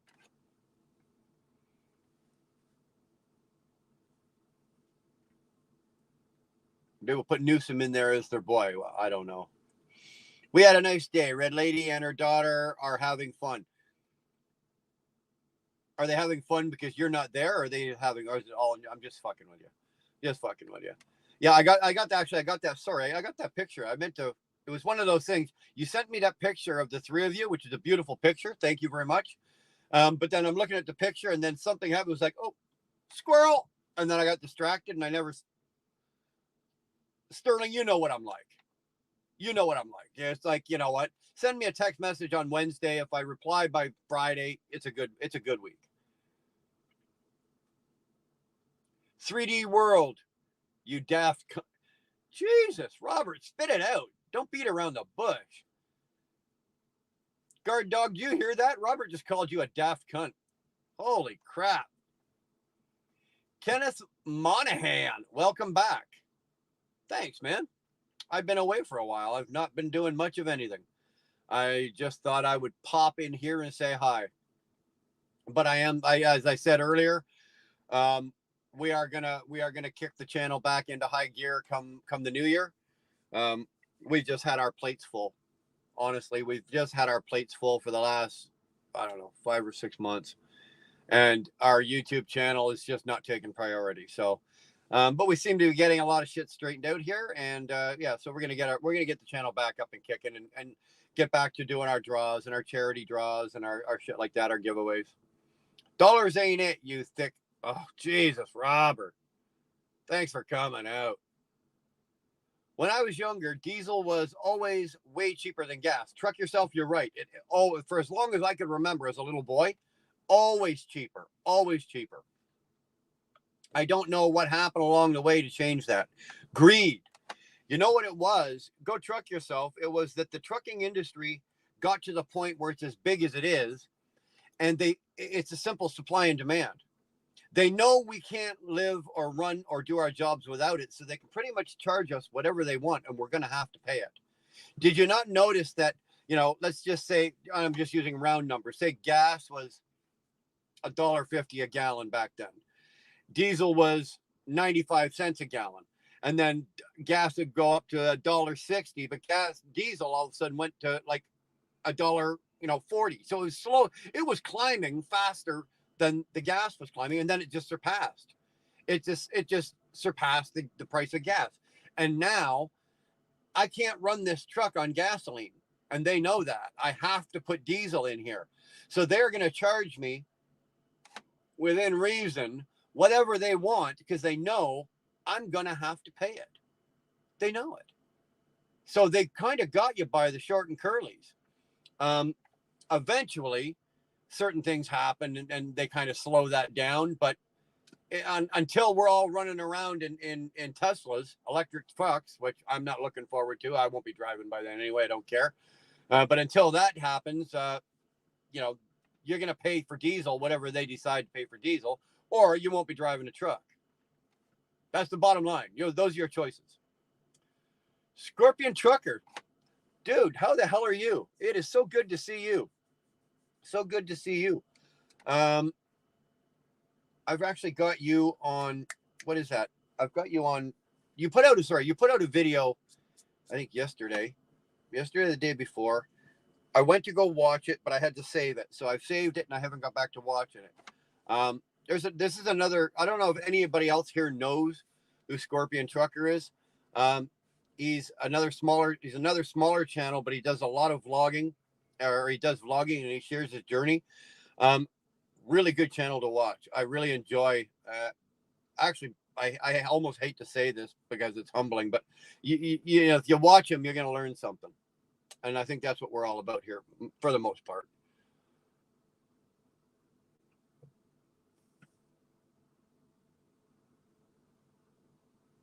Hold on, Scorpion, you're in Jersey. Where are you? I'm in Jersey right now. You should come over and take over the show. So I got to go have a leak. I need you to come in and step in and take over the show for a few minutes, man.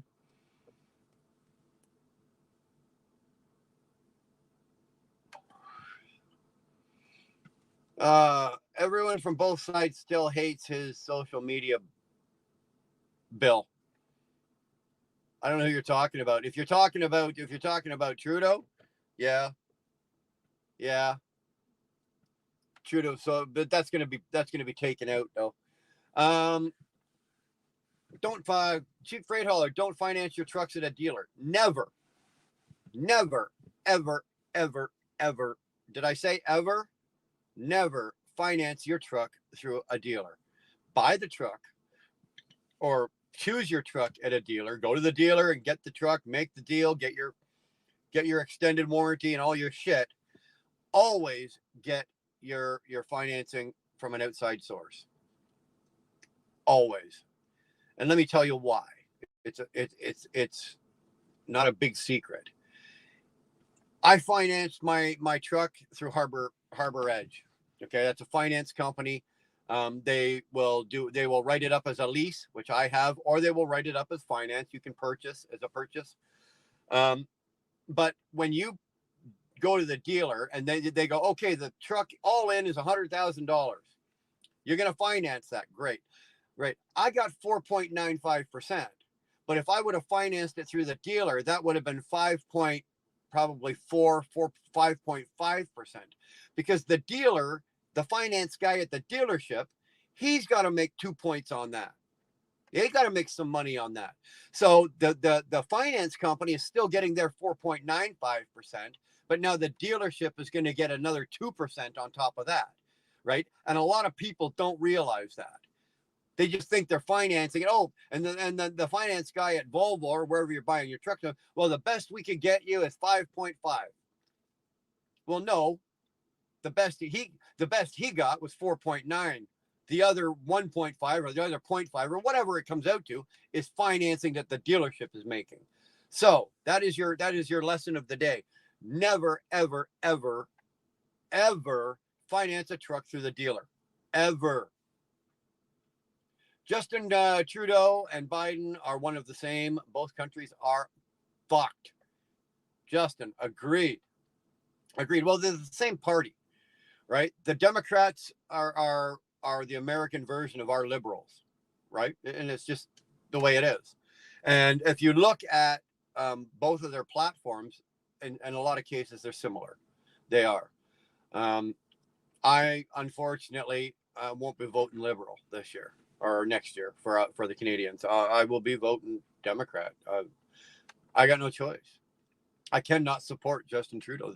The only way I would save Justin Trudeau's life if he was in my swimming pool would be take my foot off his head. Otherwise, he's a goner. He is a goner. I think a lot of 2020 Biden voters will just stay home if Biden is the nominee. I think this year, because Trump made such a big splash when he came in his first term and he won, I think that big splash, that effect is gone. And the first time the vote came, they had, like, you guys had mass turnout for votes. I think it was a record year, wasn't it, for voter turnout?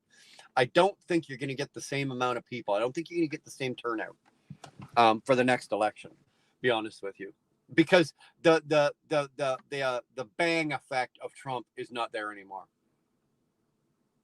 We won't if Trump is the other nominee, Shorts. You never know. You know what? It's one of those things that you guys could sit there and, or not you guys, but I mean, me and myself included, we could sit here all night and talk about the what ifs. And then when it happens, we can all check the boxes and go, yeah, I was right. Yep, I was right. Yep, you were wrong. Yep, you were wrong. Yep, you were right.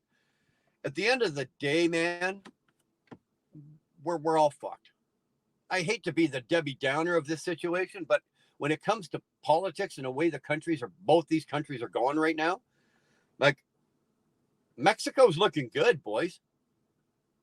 Did you ever think you'd hear the day where you'd sit there and go, gee, you know, I sell everything I got here, liquidate everything I've got, turn everything into hard cash currency, or a precious metal, buy gold or whatever you want to buy, and move to Mexico. Oh, wow, Honduras is looking good. Yeah, maybe Honduras, Panama. You know how many Canadians live in Panama? Thousands. Thousands of Canadians live in Panama. Live there. Not just vacation there, they live there. Mexico. There's more Canadians in Mexico than there are Mexicans. They're not even gonna be wetbacks anymore. They're gonna be snowbacks. There's more goddamn Canadians in Mexico than there is. You guys are joking because all the big car companies all moved their operations down to Mexico. Guess what? Mexicans aren't building your cars. Canadians are, because there's more Canadians down there now than there is Mexicans.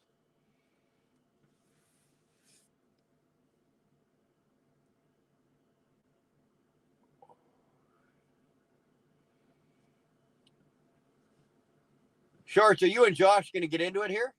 Hope not. That's not what I said. When you're ready to have an adult conversation, let me know. Come on, boys. Keep it civil, or go jump on somebody else's. You guys can talk about it all you want, but let's not start slinging, all right? I would appreciate that.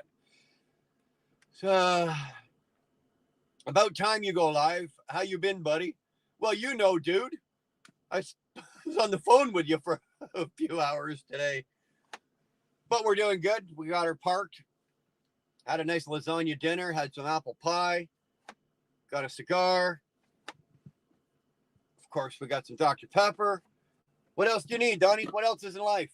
What else in life do you need? Silly bastards and the Americans don't know any history at all. Thick cunts. Well, there you go. Can't wait for more lives, Brian. Thank you, Karen. We are going to be doing more lives. I do plan on it. Okay. I enjoy doing it. I enjoy doing it almost more, just to hang out. This is a good way. Like I said, my appointment is not till 9:30, so it's not like I got to jump into bed like super early tonight. So it's a good way to kill a couple of hours, hang out, talk to you guys.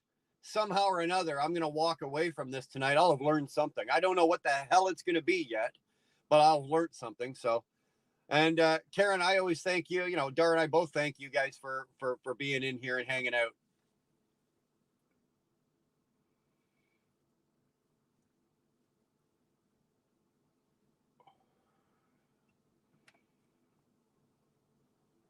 I'm just reading these.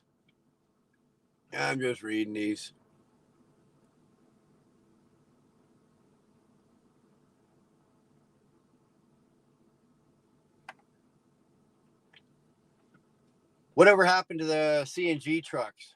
Did that not work out? We've still got a couple of companies up here that are still using them, but they don't use them for the long haul. They're doing more regional. They started out doing long haul with them, and I think the problem they had was getting them fueled. I know that a lot of the Flying J's, Petros, I'm not sure about Loves, but I think a lot of them you can get natural gas. You can fill one, but depends on where you go. I think in Canada, we've got more access to it, so they just use more of it up here. But it never really took off. And we had it, like, I don't know about you guys, but we had a couple of trucks up here just explode, right? Like, you got to realize you're dealing with natural gas. One leak, the whole system needs to be 100% contained. 100. You cannot have, like with our trucks, if you got a small air leak, it's not going to blow up. You could have a small fuel leak and drop a couple drops of fuel on the ground and light a match. It ain't going to blow up. You got a small leak on a compressed natural gas truck, and you go walking by with a lit cigarette. You, the truck, and the guy inside are pushing up daisies. So I think they found that it was just too dangerous. It's not worth it. I think there was also a problem they had in Canada was the insurance companies didn't want to insure them. It's just too much.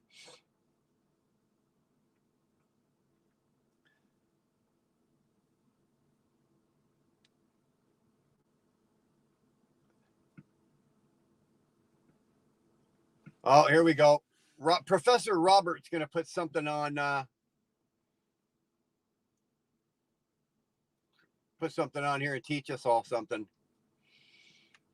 First of all, he's going to tell us how the British kicked all our asses. Yeah, knew that was coming. And then he's going to tell me that I'm actually British and that Canada still belongs to England, and technically I'm a British colony, and I belong to England, and I'm gonna say no, Robert, you're wrong, and we're gonna have an argument. And I'm too old, fat, and tired to argue. The spread is more than 0.5%. No, cheap freight holder, you're absolutely right. I was just using that as an example. You're absolutely right. Yeah, let's just say they got 5% from the finance company. If it's 5%, they'd probably give you 6.5. So, yeah, okay, that's the best you're going to get. They're going to put at least 1.5 to 2% on there because it has to be worth their while. It won't be worth their while at 0.5%. I was just using that as an example, but you are absolutely right. It would not be 0.5%.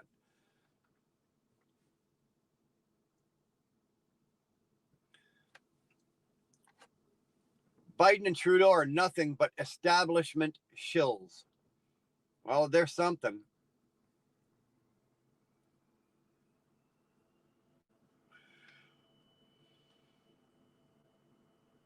Ooh. Go truck yourself. Just put up a link, Josh. He wants you to go watch it. I'm sure you've already read it. Wheel burner, you're going to break down and tell me what kind of hat that is? This one? Dude. I pulled this hat. I was in North Bay, Ontario, and I pulled this hat out of an old Army surplus store. An old, surplus store. I don't know what kind. There's a label inside, but dude, you couldn't read it even if you wanted to. It's, everything's rubbed off on it.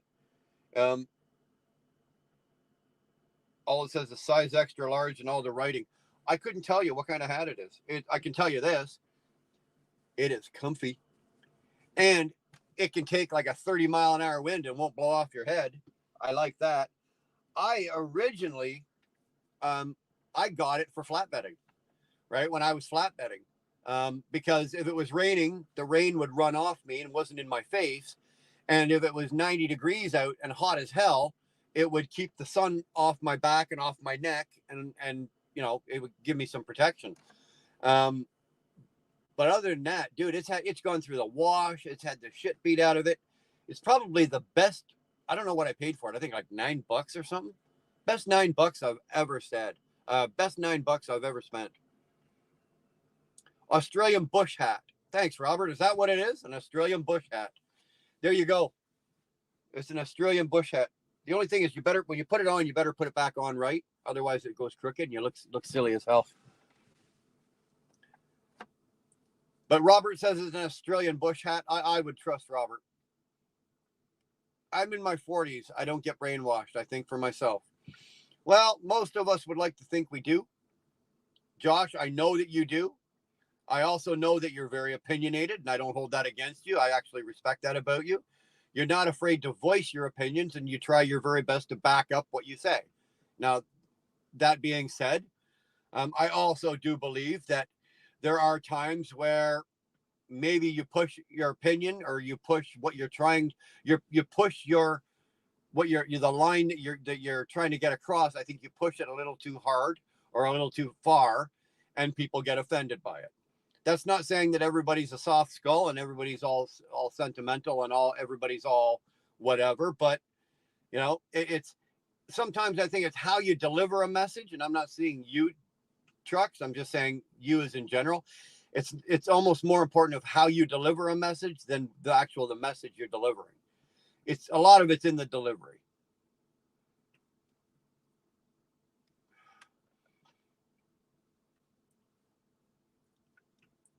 You guys are fighting over Trump and Biden. When will you realize that they are both two sides of the same coin? Neither will make the country any better. Trump actually added more to the debt. Who knows? Who knows? Nobody knows that. Rig Pig says, thank you. Invader, every president added to the debt. Trump secured the border and gave us the best economy.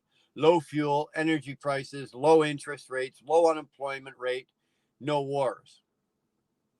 He did say, I'll give Trump this, he did say that he could end the Ukraine war in under one day. I'd like to see that happen, because if he could end that war, that means Trudeau would stop sending over $9 billion a month worth of our fucking tax money. That motherfucker sitting in the basement right now with his printing press going, all right, tell me when we get another billion printed. We got to send it over to the Ukraine. I'm telling you. To your rednecks north of the border, hope it's been an awesome Boxing Day. Well, Buck, my Boxing Day is in New Jersey. You guys in the States don't celebrate Boxing Day the way we do. You don't call it Boxing Day, do you? What do you guys call it? It's just the day after Christmas? I went to work. I was off 22nd, 23rd, 24th, and 25th. So we did our Christmas. We had a really good Christmas. We had the whole family. We had but the 25th came, or the 26th being today came, and they went, hey, we've got work. And I went, hey, I need money. I went to work. I got no problem with that. My wife went to work this morning. So, hey, what the hell?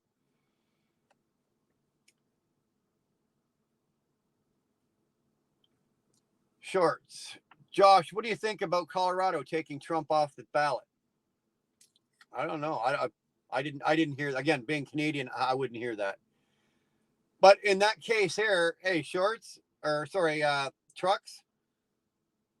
feel free to answer that one.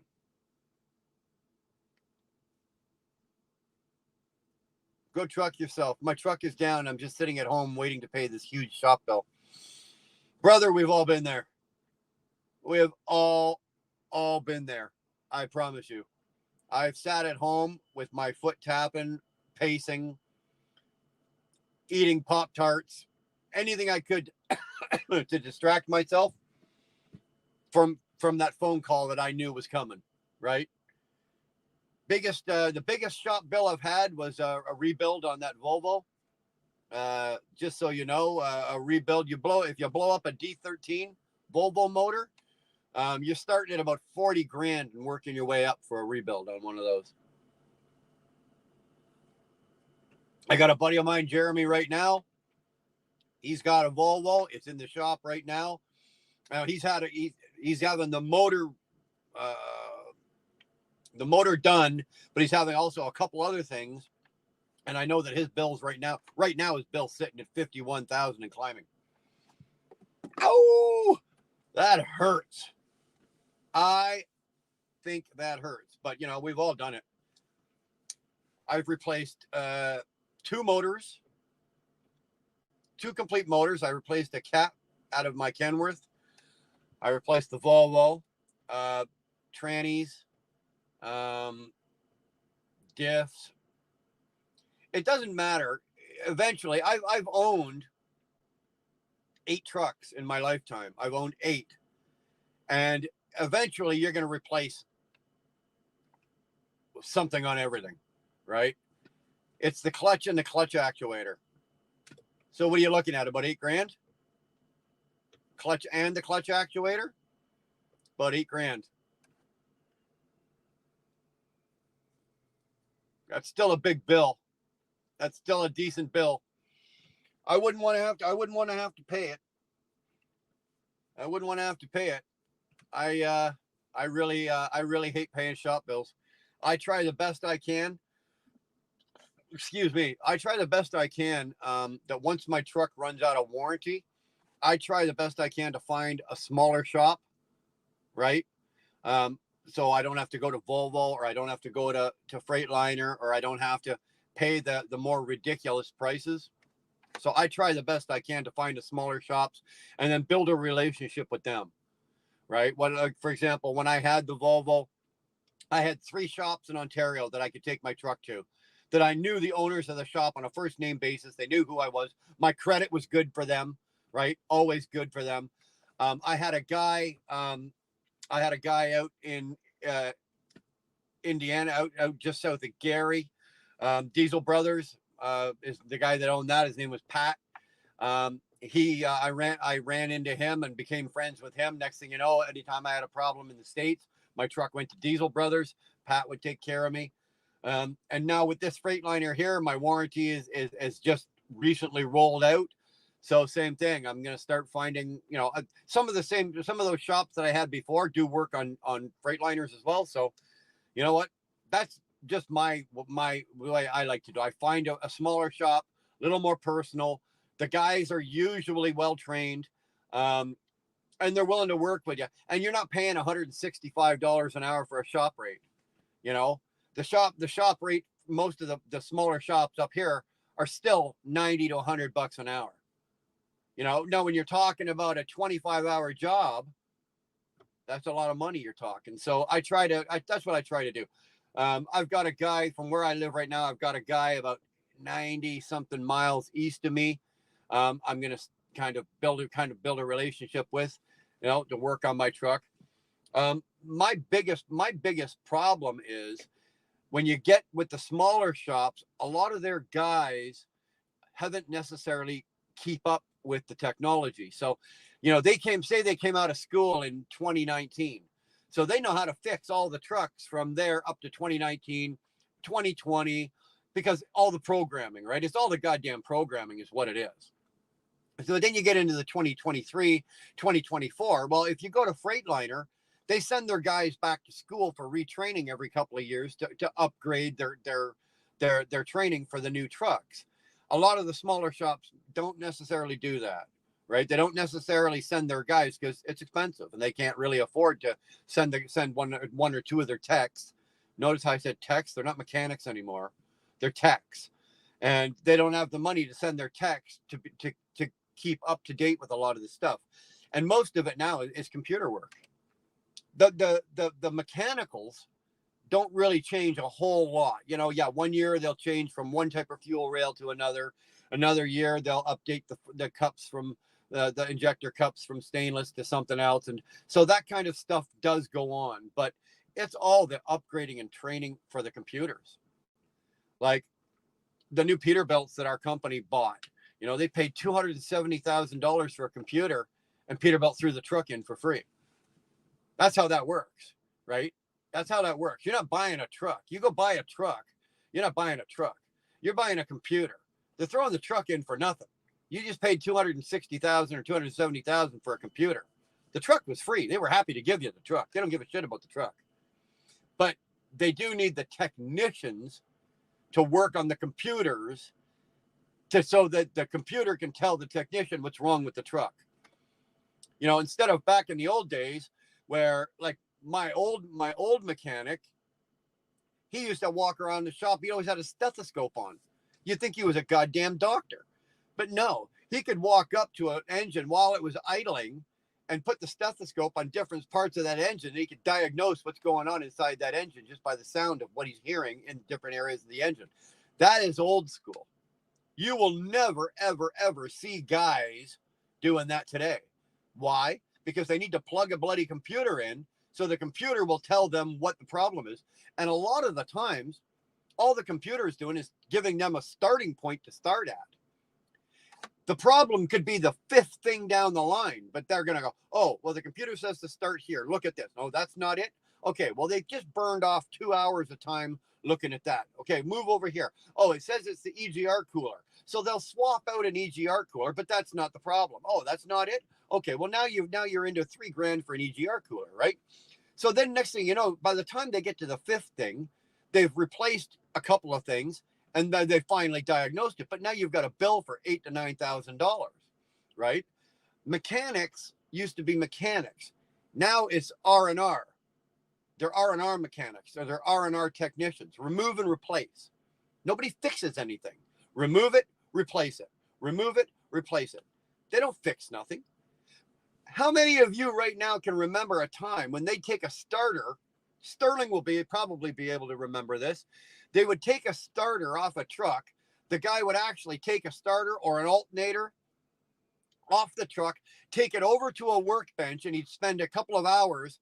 He'd rip the whole fucking thing apart, fix it, put it all back together, and put it on the truck, put it back on the truck. And it worked just fine. Nowadays, they don't even bother. Starters fucked, remove and replace. Alternators fucked, remove and replace. Everything is remove and replace. Oh, yeah. We'll give you the core charge. Big deal. Remove and replace.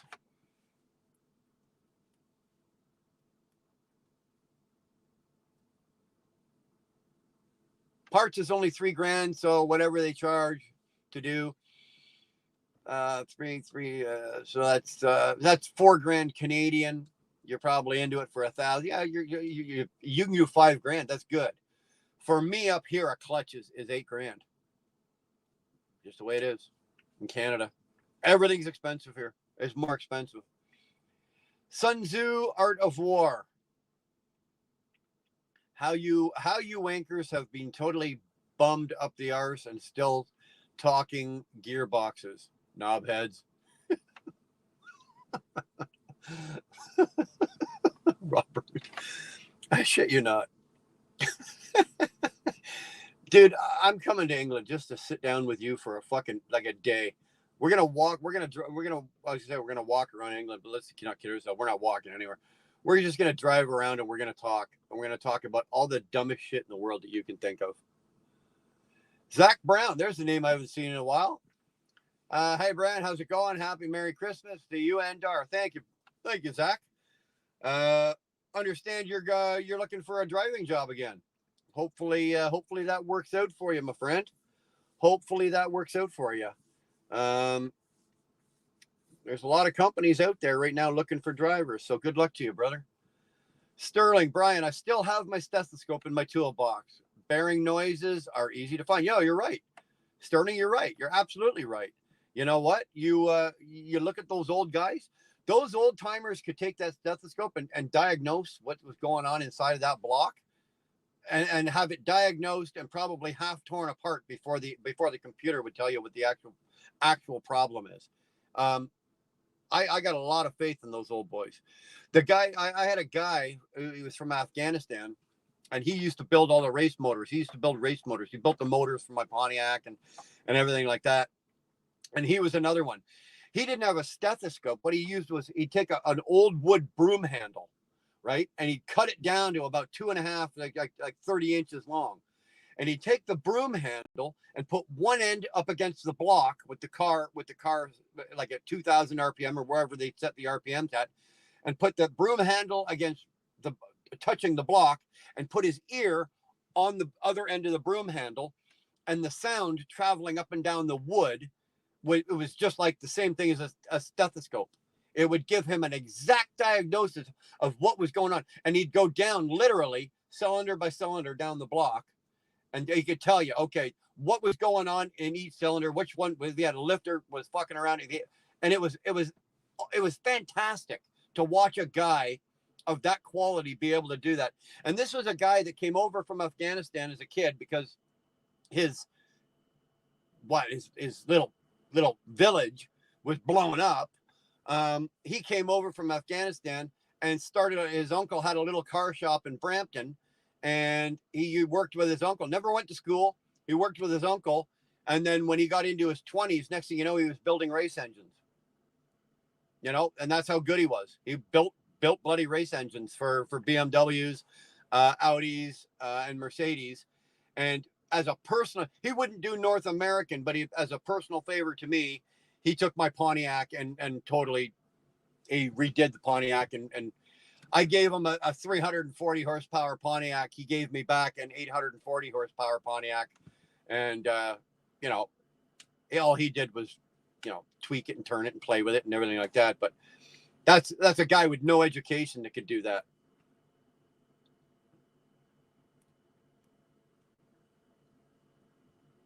You can say I'm not playing anymore. You've been pissing up our backs too long. Hey, easy.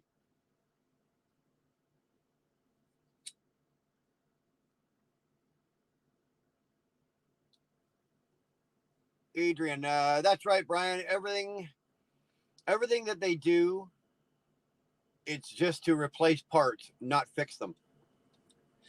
I think what it's come down to is they can mass produce parts so quickly now that the cost to the dealership is so low. It's just cheaper. It's cheaper for them to fix or replace it than to actually fix it. Right now, I myself personally can't take a starter out of a truck put it on a workbench, take it apart. I'm not gifted like that. I don't have that mechanical ability. I don't have that kind of training. But there are people out there. I bet you Sterling can do it. There are people out there that can do that. And I think I would almost rather have a properly trained mechanic with all of those years of experience behind them rebuilding my parts, other than just reaching into a bin and getting one that was made, in 90 seconds, stamped and sent out the door. That's just my opinion. My dad taught me how to diagnose a lot of issues by listening to the sounds of the motor. He was a genius with cars. Fantastic. You know what, Shannon, your dad is absolutely right. And you're absolutely right. And because now you're an owner of a truck, like you've got your own truck, you got that beautiful International. It's got that big X15 in it. I'd be willing to bet you that if you turned your music off and your puppy monkey there wasn't barking her head off, while you're driving down the road, you can listen to that motor and by now you've owned the truck long enough, every single sound that engine makes. And the longer you drive that engine and you own that engine, the more familiar you become with it. And then when the day comes where something is going on, you're going to go, there's something wrong here. Even though it's not throwing a check engine light, there's no codes, you will know there's something wrong. And that is just based on the sound of what your engine is doing. In a lot of cases, not only by the sound of what my engine is doing, but by the feel of how my engine is performing while it's under load or while it's working, and the sound, the two of them combined. There's been times where I've been able to diagnose a problem with a motor long before. And then you take it into the shop and go, this is what it's doing. This is this. I want you to look at this, this, and this. And sure as shit, I was right. That just comes with experience. You're well on your way there. You're well on your way there. Your dad is absolutely right. And I agree with you. Your father's a genius. Met the man 100 times. Fantastic guy. He's a genius.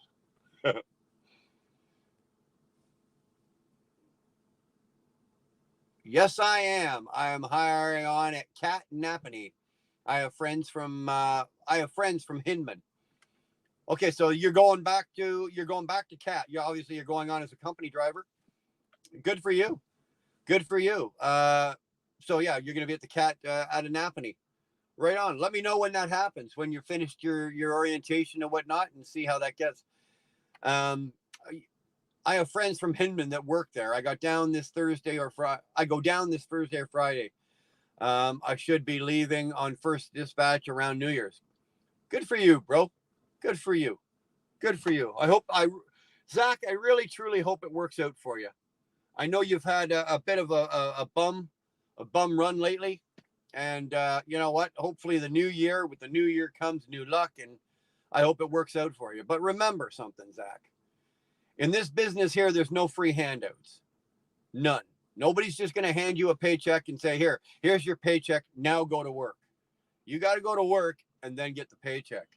So a lot of what you get out of this industry is what you're going to put into it. So my friend, be prepared. You're going to have to put into this industry.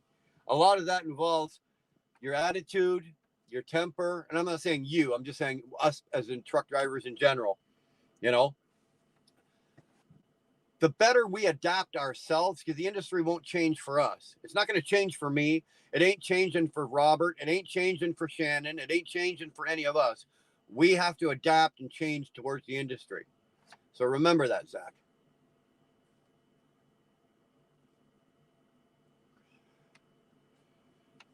Oh, here we go. The British are masters of fuck offness. I love that. Thank you, Robert. I'm going to use that somewhere else. That's why the British colonies. Remember that, you American cunts. The British fought the British fought the British. We kill kings. Government means jack shit to English. Robert, I got to ask, how many beers have you had? And what are you drinking tonight? Because your vocabulary is getting a little colorful. I want to know what your drinks. I can usually determine how many you've had by what you're saying, but I can tell. I'd like to know what you're drinking. My dad had an 8th grade education and could build a race car out of just about anything. Could fix anything. My hero. Aren't they the best? I did not have a father like that. I had a father that was a cop, and he was tough. And he was an alcoholic. Believe me, it was scary as a kid to have an alcoholic father come home with a firearm. And he was licensed and illegally allowed to carry it. That sucked balls. Zach, I've done that with lawnmower starters. Yeah, same thing, right? Nowadays as well, if I was to take my John Deere lawnmower into get fixed, they're not going to fix nothing. I remove and replace it. Remove and replace it. Alan even takes valves apart and fixes them. See, Karen, we don't get that anymore. We don't even get that option. We don't even get that option. They just come to us and go, okay, Brian, you need a new starter, or you need, the tranny's fucked. You're going to you need a new transmission. And basically a forklift pulls up, they take it out of the box, they take yours out, they drop your tranny, they lift the truck up, they take the tranny out, they put a new one in. No fixing it. They'll take that old one out of my truck and rebuild it somewhere down the line, but they won't rebuild it and then put it back into my truck. That's why you get a core charge. I spend more time listening and feeling to my truck than I do to music, for sure. So do I. Shannon, so do I. And that's funny that certain people do that. I do the same thing. When I've got like just a long stretch and I've got nothing going on, I turn the music off and roll the window up and I just listen to the motor. I listen to the motor and I listen to the tires. The hum, Shannon, the hum of your tires, the sound coming off your tires will also tell you something. It really will. R&R is basically so the tech mechanic can guarantee that the said part is new and should not fail. That's what they want you to think, but it's bullshit, because you know how many times they've taken a brand new part out of a box, put it on my car or my truck, and 3 days later I'm back. Oh, well, there's a defective one.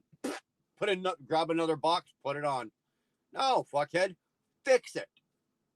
Fix it. I want you to fix my truck. I don't want you to fucking remove and replace it.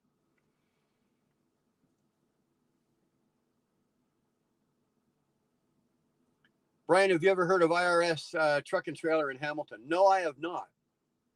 Is that where Alan landed?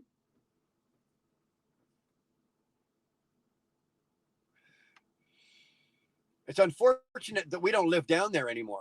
I really wish we did, because I had more options for good shops. Like when we lived in Waterdown, we had much more options. But living where I am, I still got a couple. But yeah. Big Steel Trucker, good evening. Hey, how the hell are you, Big Steel Trucker? Glad you came romping through. Thanks for stopping in. You guys, do me a favor, would you? Hit that like button. Just once. Just once. Nomadic Brit. Jesus. Age Jumping Joseph. Son, how the hell are you?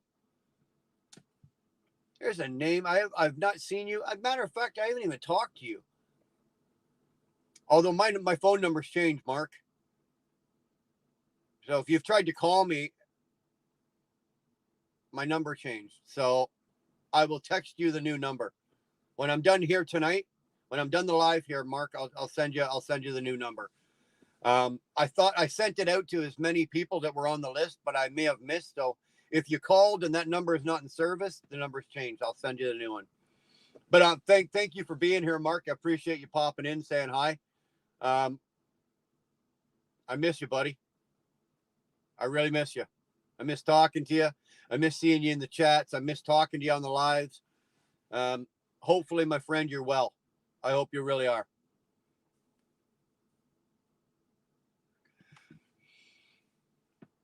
Everybody's Karen saying hi to Britt. There we go. Go Truck, your 2022 T680 with the X15 Cummins and 300,000 miles. 70,000 K. 70K. What the fuck? A truck like that was going for 150 a year ago. Exactly. Truck yourself. Exactly. Here, I'll give you another. You want to hear her crazy, right? Okay. So this is a 22. Or sorry, this is a 21. A 2020. This Cascadia is a 2020. Right now, it's got 516,900 miles on it. But a year ago, when I was thinking of getting out of this and getting into the new truck, right? I was making videos and showing some shit about that. I opted not to, but a year ago, I could sell this truck. Now, these are Canadian funds. So truck yourself. Just remember, this is Canadian, right? I could sell this truck a year ago for anywhere between 145 and 155,000 bucks a year ago. Right now, today, sitting here the way it sits right now in Canada, this is a $65,000 truck. 70 to the right guy if they want it bad enough. A year's difference, right? 145 to 155 down to a 65 to $70,000 truck in a year, just under a year. That is insane. That is insane.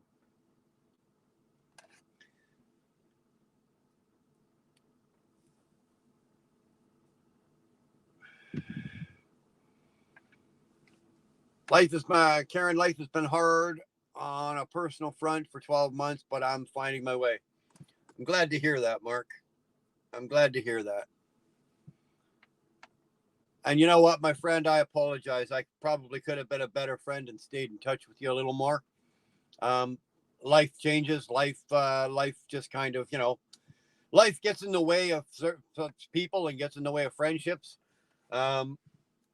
Here's to hoping that in the new year, some things in life loosen up a bit and we can all have a little more time to hang out and share and just be friends and fuck the dog and shoot the shit and blah, blah, blah, all that. Yeah, I know, Mark. I know what you were doing. Okay, you've got the new number. All right, even better. Life has been tough. Brother, I hear you. You know what, though? There you go, Britt. Take a swing at Robert. Yeah, I miss you calling him a northern bastard. Robert, you northern bastard.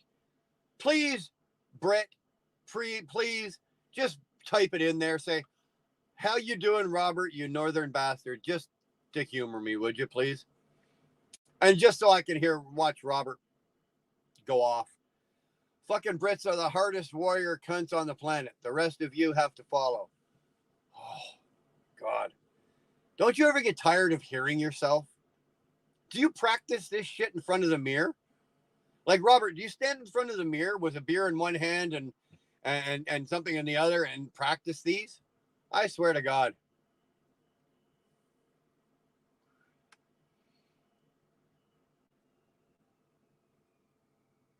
Sorry to hear that, Britt. Hope things are going. We all switched off almost to everybody. I know what you did. I did. I was talking to somebody else who you still were talking to, and they were good enough to let me know what was going on. I figured it out when obviously we didn't see you around much. So, but I'm certainly glad to see you're still breathing. I've been watching some of your shorts because I noticed you have been, well, the last month or so. I think you put out a couple of shorts. I watched them, give them a like, whatnot like that. So. Golden Aladdin. There's my boy Rick. Hey, Brian, how the hell are you?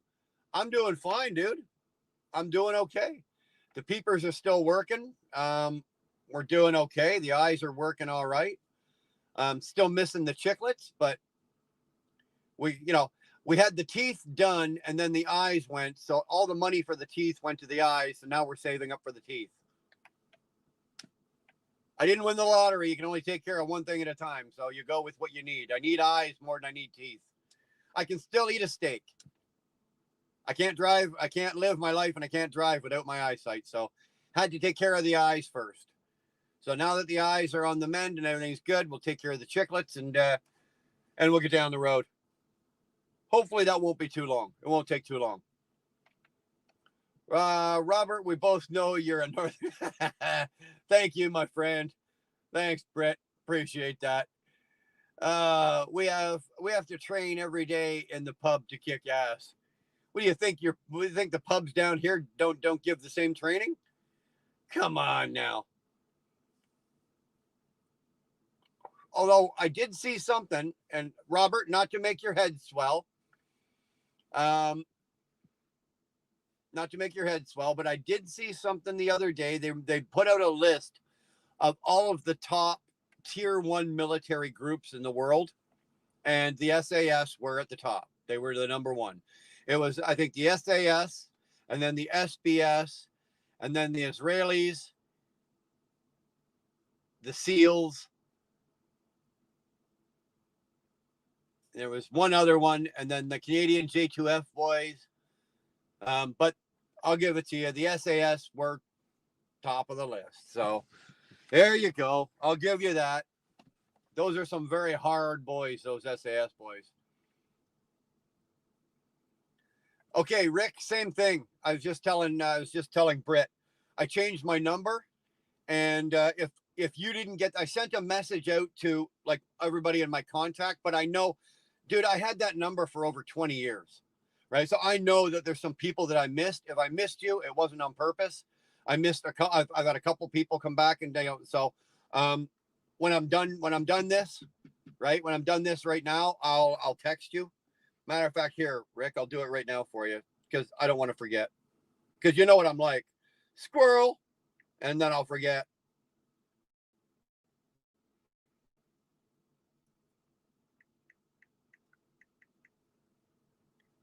Let me know when you get that, Rick. Just make sure. U.S. Navy SEALs are number one. No, they're not. No, they're not. Sorry. You're an American, so of course they're number one. I'm Canadian, so the J2F boys are number one. But unfortunately, on the world stage at the tier 1 level, which like the SEAL Team 6 is at and the SEALs are at, and it's commonly known around the world that the SAS are the baddest motherfuckers on the planet. It really is. Sorry. You can't argue it. If the rest of the world says they are and America says they're not, well, I have to go with the rest of the world on that one. Sorry. Yeah, Rick, that's me. That's me. Look at this. Now I'm going to sit here for the rest of this live, right? And send people my new phone number.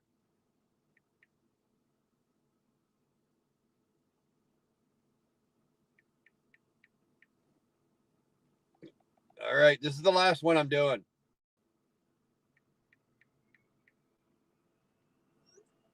Let me know if you get that, Zach.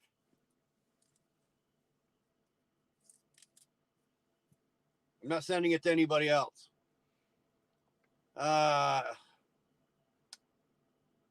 SAS is not third. Okay. Oh, of course. I knew that was going to happen. I knew that somebody was going to pull up a list, right? Yeah, Dar, I am.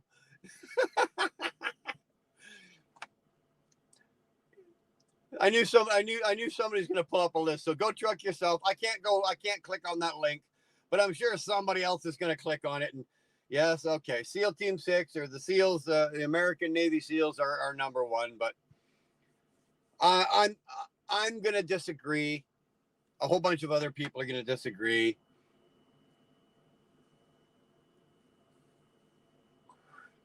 I'll tell you this, though, and truck yourself, you're not going to like this at all, right?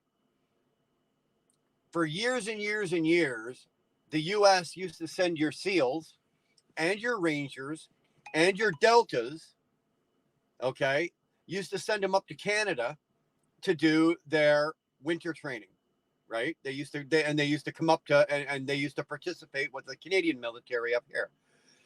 And then they would have, they called them the Winter War Games. I'm sure you guys have all heard about it. The Winter War Games that would happen up in Canada, and all the tier 1 teams from around the world of the NATO countries a lot of them would participate. And guess who won 3 years, like for one stretch, they won 3 years in a row. Guess who won? It wasn't the SEALs, and it wasn't the Deltas, and it wasn't the Rangers, and it wasn't the SAS, it wasn't the Israelis, it was the Canadians. It was the Canadians. When you guys got nothing to do, truck yourself, when you got nothing to do and you feel like Googling something, Google the Canadian Special Forces. They're called the Joint Task Force 2, JTF 2. You want to see some really bad motherfuckers that fly in under the radar because they're that good at what they do? They've got more confirmed long-range kills since the Gulf War started back in the early 90s than anybody else, any other teams in the world.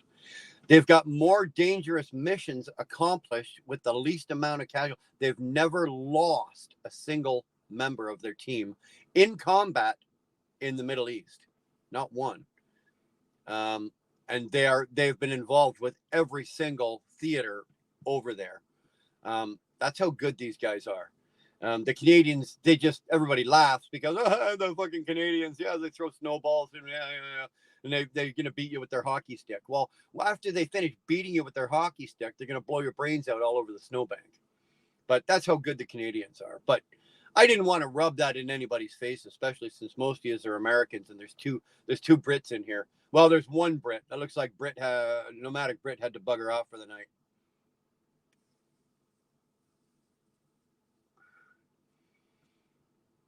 But yeah. But it's one of those things you can sit there and talk about it. I think you said it. Yeah, there is. There's a million lists, Truck yourself, right? Every single country, especially on YouTube, right?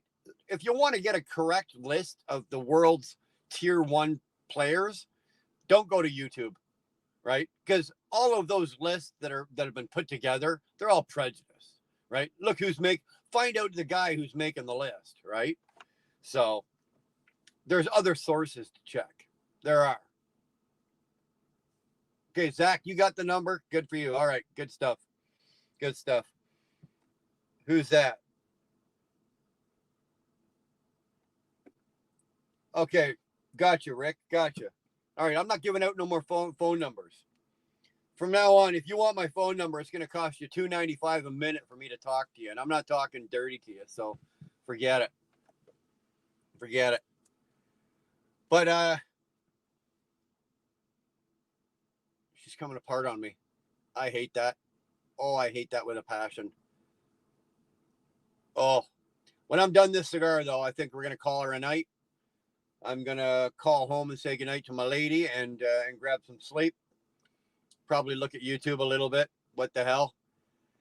Nomadic Brit, typical Southern softy. Leave the Northern cunt to take the flack.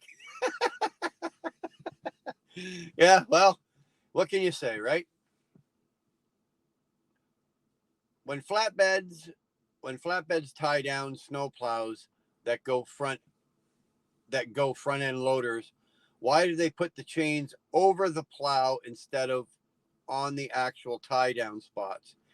This can cause damage, correct? Would you do it like that? No, I would never do it like that. I would never do it. I would never put a chain over a blade. Right? If I got a snow, I've moved hundreds of like plows and graders and all that kind of shit. You never put a chain over a blade. The only time you might do something like that is, for example, you've got the proper tie down, so you've got all your chains in place on the proper tie downs.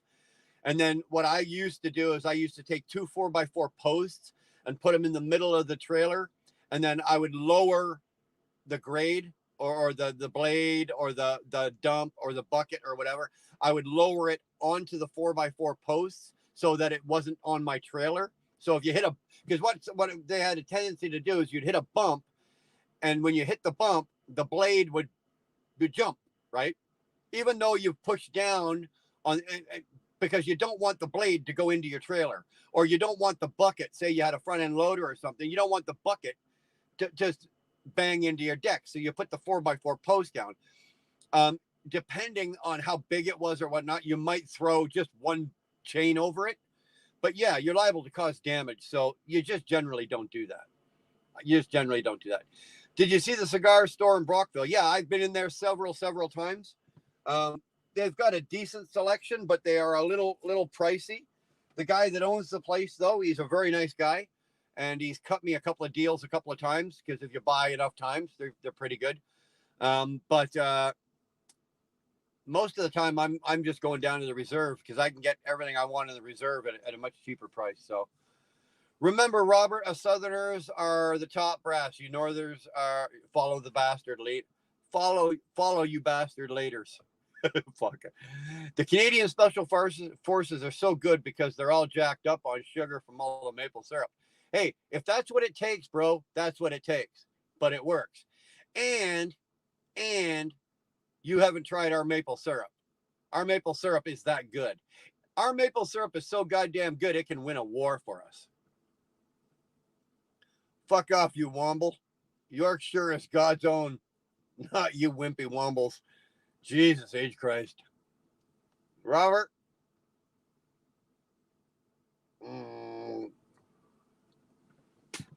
Getting a little harsh here. Getting a little harsh. I think we're done with this one, eh? You think she's coming apart enough? Not even worth smoking. Robert, Mr. Womble, there you go. Ladies and gentlemen, I appreciate you hanging out. Thanks for the conversation. Really, man, it was tonight was a good night. It was a good talk. We covered a lot of shit. Again, let's just go back and touch on the thing we were on the topic we were talking about. You know, if you see somebody in distressed, put your hand out. You know, it doesn't hurt to be kind. It doesn't hurt to be friendly. It doesn't hurt to help somebody, you know? And if you're in need, if you're one of the ones that are hurting in the holidays and you need a hand, reach out. There's somebody around that will help you. I promise you. How long does it take 4 semi batteries to charge? Were they GW? Were they flat, like completely flatlined, all 4 of them? You're probably looking at a good couple of hours before they're fully charged. Like, you can jump the truck and get it started, and then your alternator is going to take you a good couple of hours of running to charge them. If you're going to put them on a charger, I don't know. I don't have a clue. Anyway, have a good night, Brian. Hope we see you there on the bug road. Yeah, no problem. Have a good night, brother. Hope you have safe drive home tomorrow. Thank you, man. Ladies and gentlemen, I appreciate you coming in. Thanks for hanging out with me. And like I said, the new year, we're going to jack this back up and get the channel going again. We'll get into some, get back to doing what we used to do and just sit out here and have some fun and talk and we'll give some shit away. And we're going to get back into doing some charity work and shit like that. So with that, I'm out. I'm going to throw my cigar out and get ready for bed. So later, guys. Thanks for popping in. Britt, good to see you, man.